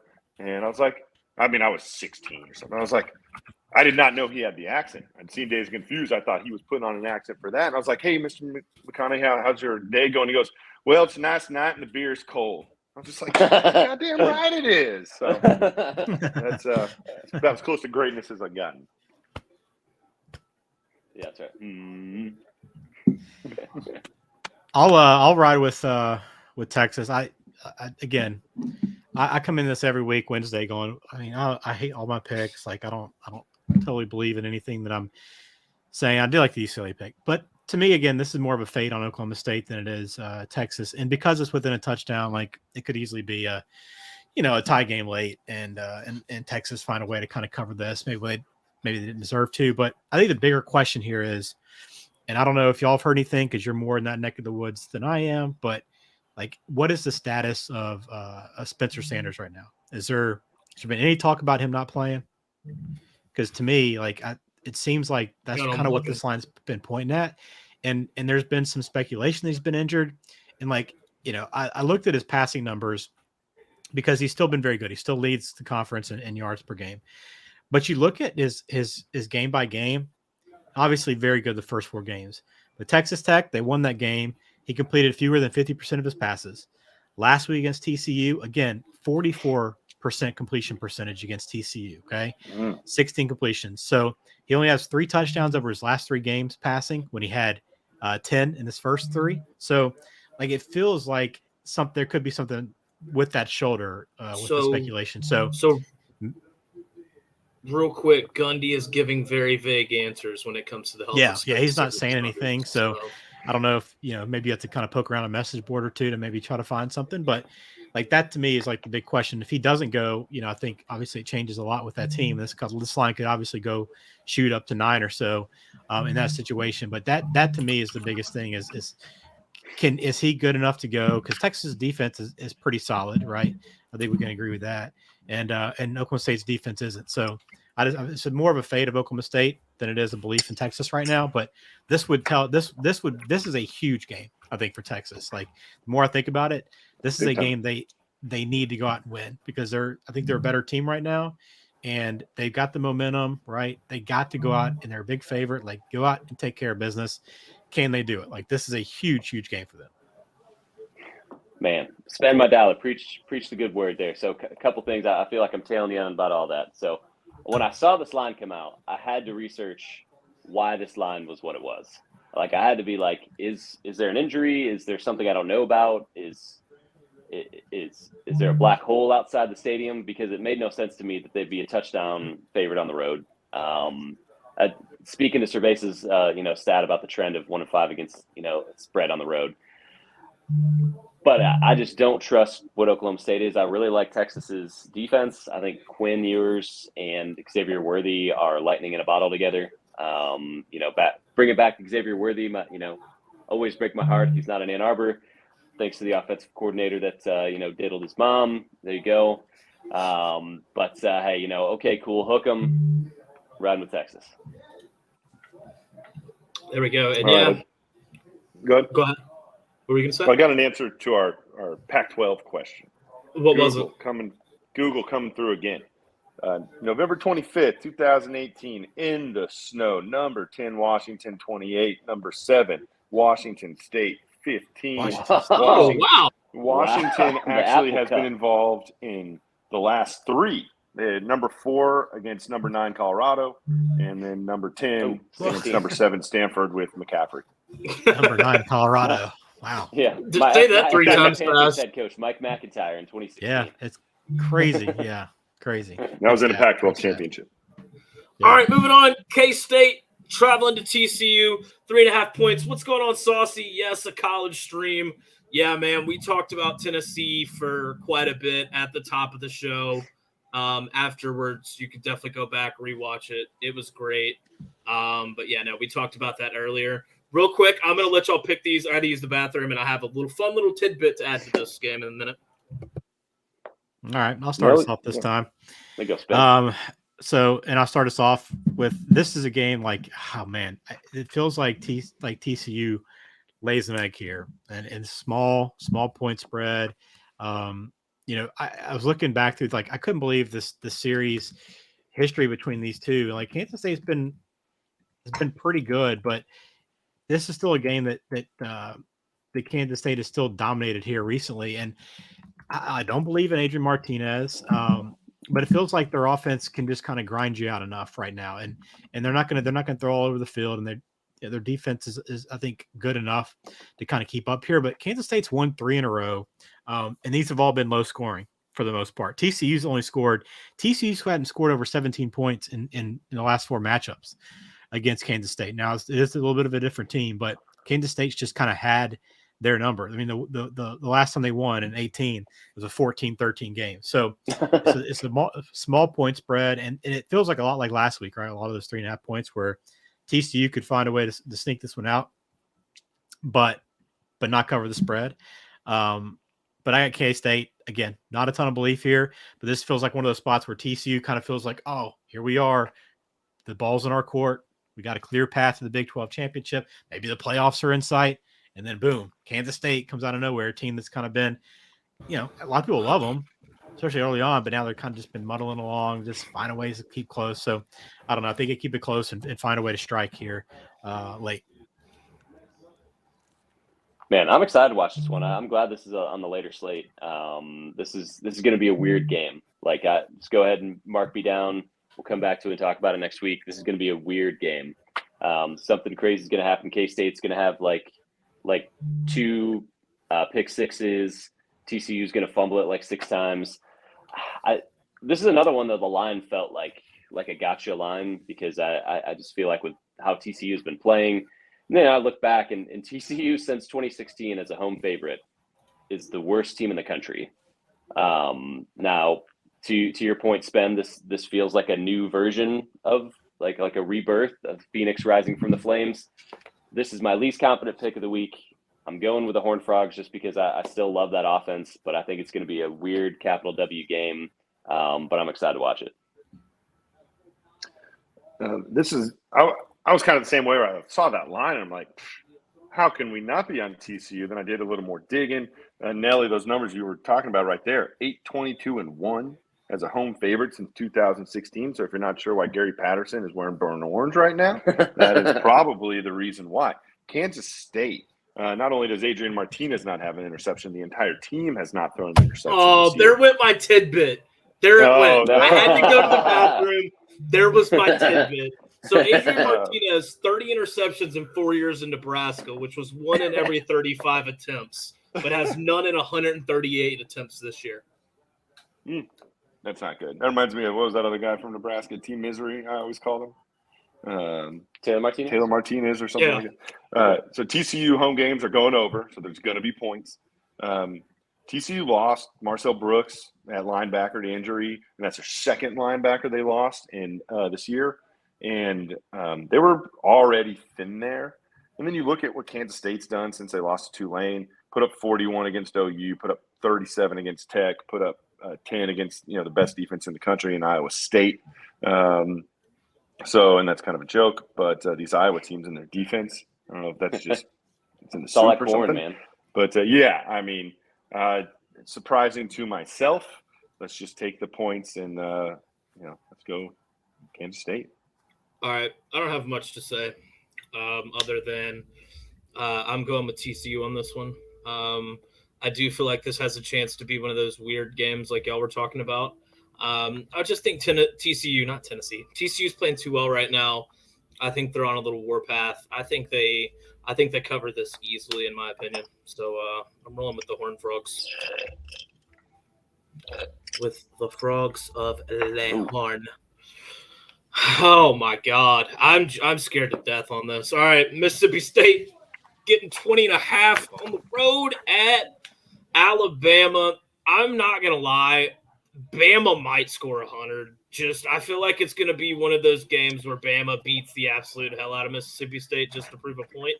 But I actually took Mississippi State. So there we go.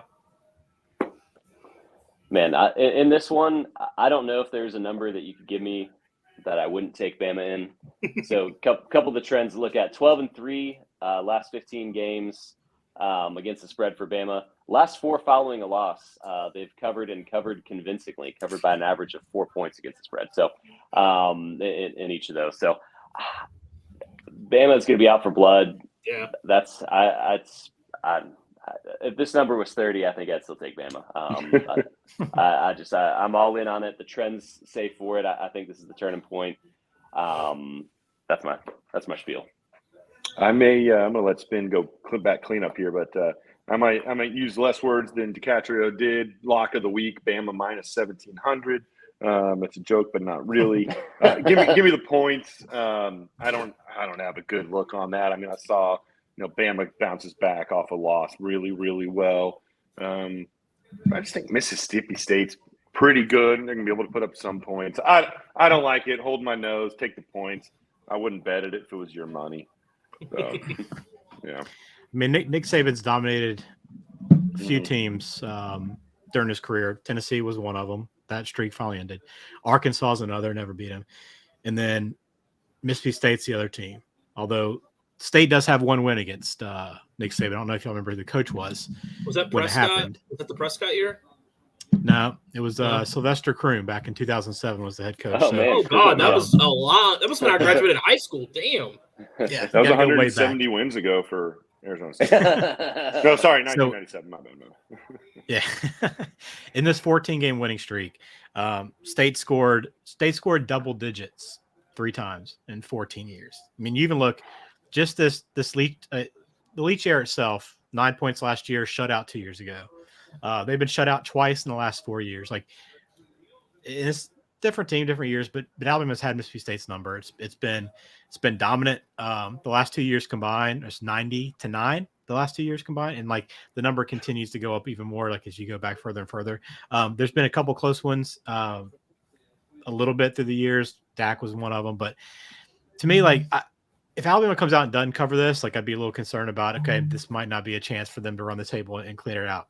Mississippi State has some pretty good passing offense, right? I mean, Will Rogers is really good, and everybody just still seeing Hyatt run through the secondary right now. So like that's still fresh in your mind. So it's easy to kind of say, okay, I think this defense will probably give up some big plays, but they just don't against this team. And I think they're going to put a lot of pressure on Rogers here in the spot. But I mean, there could be a backdoor cover, but again, like to me, they should take care, run this to you. Like this is a team total game for me. Like look and see what Bama is on Saturday, and maybe play over that because they should score some points in this one, and everybody's got something to prove. Do you think it'll be 40 points? Do you think it'll be around there? Do you think it'll be less than that? I mean, it's tough. It's tough to say. Like 40 is a lot. Like I would probably I'd probably take the 40 with Mississippi State if that's what you're giving me. But look, State's a live dog. But like I said it a couple weeks ago, like there's always just a couple games a year where you're just like, what happened to State? Like Kentucky was one of those last week. Like where'd the offense go? LSU was one where they disappeared in the fourth quarter. I think it's kind of just they take on the mantra of their team. He's just kind of laid back coach, like smart guy, right? Can scheme some things really well, but right, like I don't think he's been trying to install a new offense. Like he rolls the balls out, like he calls his plays, and he's kind of good with it. And Saban talks about it being tough to defend, but I think he's had his number quite a bit. So they return to Tuscaloosa. It should get ugly, but yeah, we'll see. But I'll lay the points there. I think it's 21 in most places. So maybe that hook, maybe if it's 21, maybe you think twice about it a little bit. But yeah, I just can't see Alabama not scoring 45 in this game. There we go. I didn't like it all. Leach 0-2 against the spread against Nick Saban. Ugly. Leach, 90 he coached in that last Pac-12 top 10 game. Hey, look out. Yeah. Ole Miss traveling to Death Valley, a little afternoon delight. Let's go. We're on to the 9th. Ole Miss getting 1.5 on the road. Honestly, for as much shit as I talk about LSU, I'm not going to lie. I like them in this spot. I do. So I'm actually rolling with LSU. They really showed me something this week, honestly. I know it was just Florida. But, I was high on Florida at the beginning of the year. So, I don't know. I feel like this is the first stumble game for Ole Miss. So that's where I'm at on this one. Man, hitting him with the Go Tigers. Man, Go Tigers! Go Tigers! So I'm a Ole Miss believer. I didn't realize that I was in such a minority here to believe in. Their defense has scuffled the past few weeks, but still seems to be top 30 unit, which is for Ole Miss is pretty good. Really love the rushing attack. The biggest trend I want to point to on this one is the underplay. That's a lot of points up there. The last 4 out of 5, LSU at home has gone under. Last 4 or 5, LSU against Ole Miss has gone under. 68 is a lot of points. Take the under. Really like that pick. But I am saying hotty toddy and going with Ole Miss. Yeah, I don't hate it. This feels like Ole Miss should be a favorite in this game. And usually, like when a ranked team's playing an unranked team, and the unranked team is the favorite, like there's a reason why, and they're probably going to win. But I just think Ole Miss is. I'm with you, Nelly. Like I've lost a lot of faith the last 2 weeks because of their defense. Like I thought their defense was a little bit better than maybe it is, and it's because they beat up on some teams early on that aren't as good as Sir Veza pointed out. But to me, this Ole Miss team is going to be able to score some points. LSU's trending better, and it's in LSU's tough spot. But I think Lane is a better coach in this spot, and I think he's going to have some fun with it. And I think he's kind of playing with house money. Nobody believes in him. You guys don't. The media probably doesn't believe in a whole lot. Nobody's talking about him in the SEC. Nobody's talking about them being undefeated. And I just kind of keep playing them every week. Like they've been continuing to pay off for the most part, week in, week out in some aspect. Team total I was on last week and probably will be maybe again. I don't know that it'll be kind of a blowout and open up like the Auburn game did, but I think there'll be some points scored. But until Ole Miss loses, especially against this LSU team who started getting it together a little bit, but I just don't know how good they are quite yet. And Daniels has played better. Sir Veza, you can tell me if you think he's been playing better, but I'm going Ole Miss to find a way to sneak out a victory in Baton Rouge. Yeah, I heard about all the yards and touchdowns he had last week. Obviously, I was probably fast asleep when that happened. I was on Ole Miss all day, just kind of like I was with TCU. And then as I kind of dug more into it, I was like, screw it, I'll go on the Tiger side of things. Ole Miss, they got a lot in front of them. And then LSU, they've had the tougher schedule. They're a little more, I guess, seasoned in that regard. Two great teams. As much as I'm kind of dogging Ole Miss, I'm more just looking into the future than who they've been and who they are right now. But with Jayden starting to figure it out and the team starting to gel and the coach is starting to get what he wants going and Booty finally showing up, maybe there's just a little bit more confidence with LSU. So not super confidently, I will lay the points and go Tigers. It's crazy to me, though. Ole Miss, there's only 2 teams in the country that have a better rushing offense than Ole Miss. Rushing offense, and it's Air Force and Army. I mean, it's crazy how good they've been on the ground with those 2 running backs. So it could lean to more of an underplay. But I don't know who can stop their rushing attack and completely shut them down and force. If you could shut those guys down and force Dart to beat you, I love your chances. But you got 2-headed monster there that can do some things, and I still love Lane to draw up some plays that you're just not expecting, and then hit. So that's ultimately why I love them. I like Ole Miss here. Oh, it should be fun. It should be fun. Yeah, I'm gonna slip on that one. Yeah, no, I think that'll be a fun game. All right, here's our picks recap. Lots of discrepancy. Yeah. It's actually kind of fun. I'm in trouble here. I'm on the other side of Sir Veza on every pick, so looks like I got an 0-6 coming. Yeah, we were talking about that earlier. Just setting up for you, and that means that I'd go 6-0, and who doesn't want to see that more than me? Locks record, I started off hot, and I think I've lost 3 in a row. Not even gonna lie. So that's Spin's a demon with these locks. Honestly, I'm sure he's got some dandy for us this week. So that I will be playing for sure. Yeah, right. No, we might have to come out of retirement for that. I don't know. But here are locks of the week. I'm just going to go ahead and get this real quick. Cincy SMU over 58.5. Both these teams score a lot of points. And honestly, just in my opinion, Mordecai and Bryant, they like to throw the ball around. I just think it goes over, honestly. They're both averaging over 35 points a game. So that was just kind of, in my opinion, I feel like this is a no-brainer bet here. Man, there we go. Hey, Mizzou's starting to put it together. A lot of trends that you got to start to like from offensive efficiency, defensive efficiency side of things. I think they're going to scrape their way to 7 wins. Mark it down here. They're going bowling. We get it rolling this week. Who are they playing? Man, that's why I didn't have it written down here, so I feel like the biggest. You pull that up for me real quick. I'd written down. Playing Vandy, right? Yeah, Vandy. Yeah. Oh, so Vandy, okay. Because I was trying to figure out where they were getting 14 points. So yeah, it's in Columbia. The only place they can, Nashville. Let's go. Let's get it done.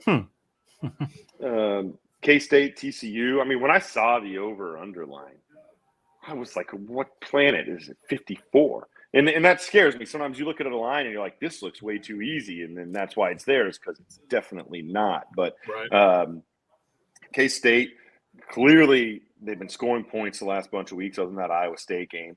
TCU's been scoring the will. They got 38 in every game.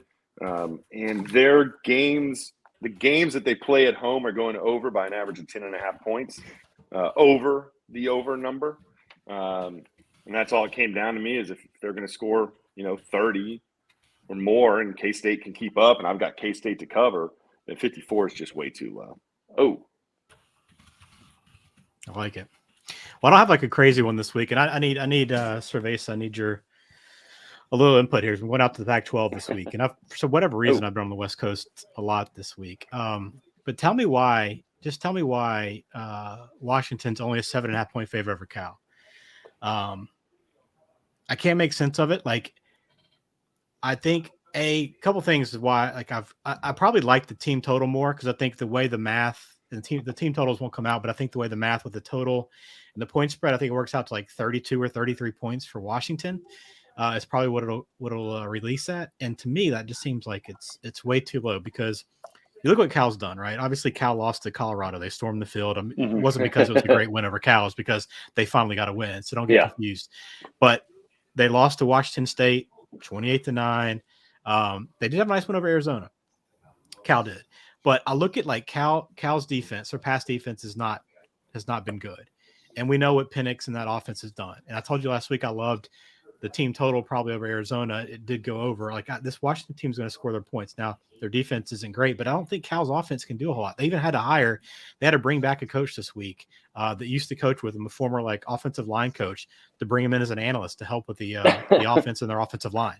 When you're making an analyst hire to help out in the middle of the season, things are in pretty rough shape. So maybe that'll have a big impact this week. I can't imagine that it will, but to me, I look at the defenses, and again, like the stats that I'm leaning on here. So Cal's played one offense inside the top 80 in the country. One offense. That was Arizona. Wow. Like Arizona, I think 25th nationally. They have a pretty good offense. But in that game against Arizona, they gave up 49 points. They gave up 500 yards plus of offense. They gave up 7.5 yards per play to Arizona. And they did get out of there somehow, remarkably, survived and won that game. I don't know how they got a victory there. They scored 49. I don't know where that came from, that offense. But unless Washington's defense just completely doesn't show up, I just don't know how Washington doesn't run them out of the building. I know it's on the road, but does it matter if you're playing at Cal? Like, does that impact it at all? Like, Sir Veza, tell me why, like, this isn't so, like, this seems simply obvious to me. You know, and it's just one of those ones where it's like when the line looks wrong, it's wrong. You know, Vegas knows what they're doing, but I mean, you're right. It's baffling. I mean, what has Cal done? They beat UNLV by 6. They lost to Notre Dame. They scored 49 against Arizona. They've got 22 points total in the last 2 weeks against Wazoo and Colorado. You know, Washington, they gave up 40 to UCLA, they gave up 45 to Arizona State. They gave up 39 to Arizona. And that just might be the problem, is they think it's just going to be a shootout and Washington's defense is booty. And it's just going to be a shootout. I mean, I'd want to be on the Washington side of things too. How do you recover after, you know, Cal's play last week against Colorado in overtime? They had to play extra time against those schools, coming back from the mountains. At elevation. I like it. You know, you just wonder if, you know, why does that line look funky? Because something funky's going on. But yeah, I mean, I saw it and I kind of just moved past it. And then the deeper I just look at it, at what everybody's done the whole season, it doesn't make much sense unless they just think Washington's defense is that bad, which it is. I mean, they couldn't get off the field against ASU, but I don't know if Cal can even do that. So yeah, I mean, the only thing, like, you do look at the numbers and like their offense did not score any points, but I mean, I don't know how Cal threw the ball 52 times last week and still only scored 13 points. Same story the week before. They passed for 275 yards and had 9 points. So they're obviously just not converting, and maybe they start to convert. But to me, the bigger thing is just like, I think Washington, like, I don't think they'll be able to slow down Washington enough to kind of keep it up. So maybe it turns into a shootout. And again, like, I think my more favorite play, and it's not official because they don't have a team total out yet, but to me, I think it's the team total. Like, I don't see how in the world Washington doesn't score 35 points in this game to me. Like, and I think that team total will be under 35. So yeah, that's what I'll be looking at on Saturday. But I went back and forth quite a bit. Cause like, I didn't find anything else I loved. Those games I gave out earlier, I liked a little bit, but ultimately settled on this. Like, I'm not going to overthink this. I know it kind of stinks a little bit with the line, but I just think you have two totally different teams heading in different directions right now. And we're gonna roll with the Huskies. I'll say this. This might be one of those weeks. Slap up that parlay. Little 4-teamer. You can even buy the hook back from Washington because it's just going into the parlay. This might be one of those weeks, 4-0s coming lurking. There we go. Yes, sir. Throw it out there, Sir Sparty.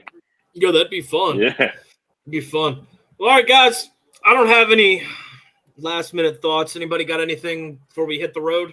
I did want to say something because we didn't really talk about European football, if you will. Went to a Tottenham game, beautiful stadium. Nice. Sit higher if you can. We were down low, which was great. Saw Henry Kane put a great shot on goal that the guy blocked, and then we saw the 2 goals up close. But I've heard I heard afterwards that they're not a super rowdy group. Number one, you can't drink in the stadium. Like in the stands, you have to drink in the concourse, which was interesting.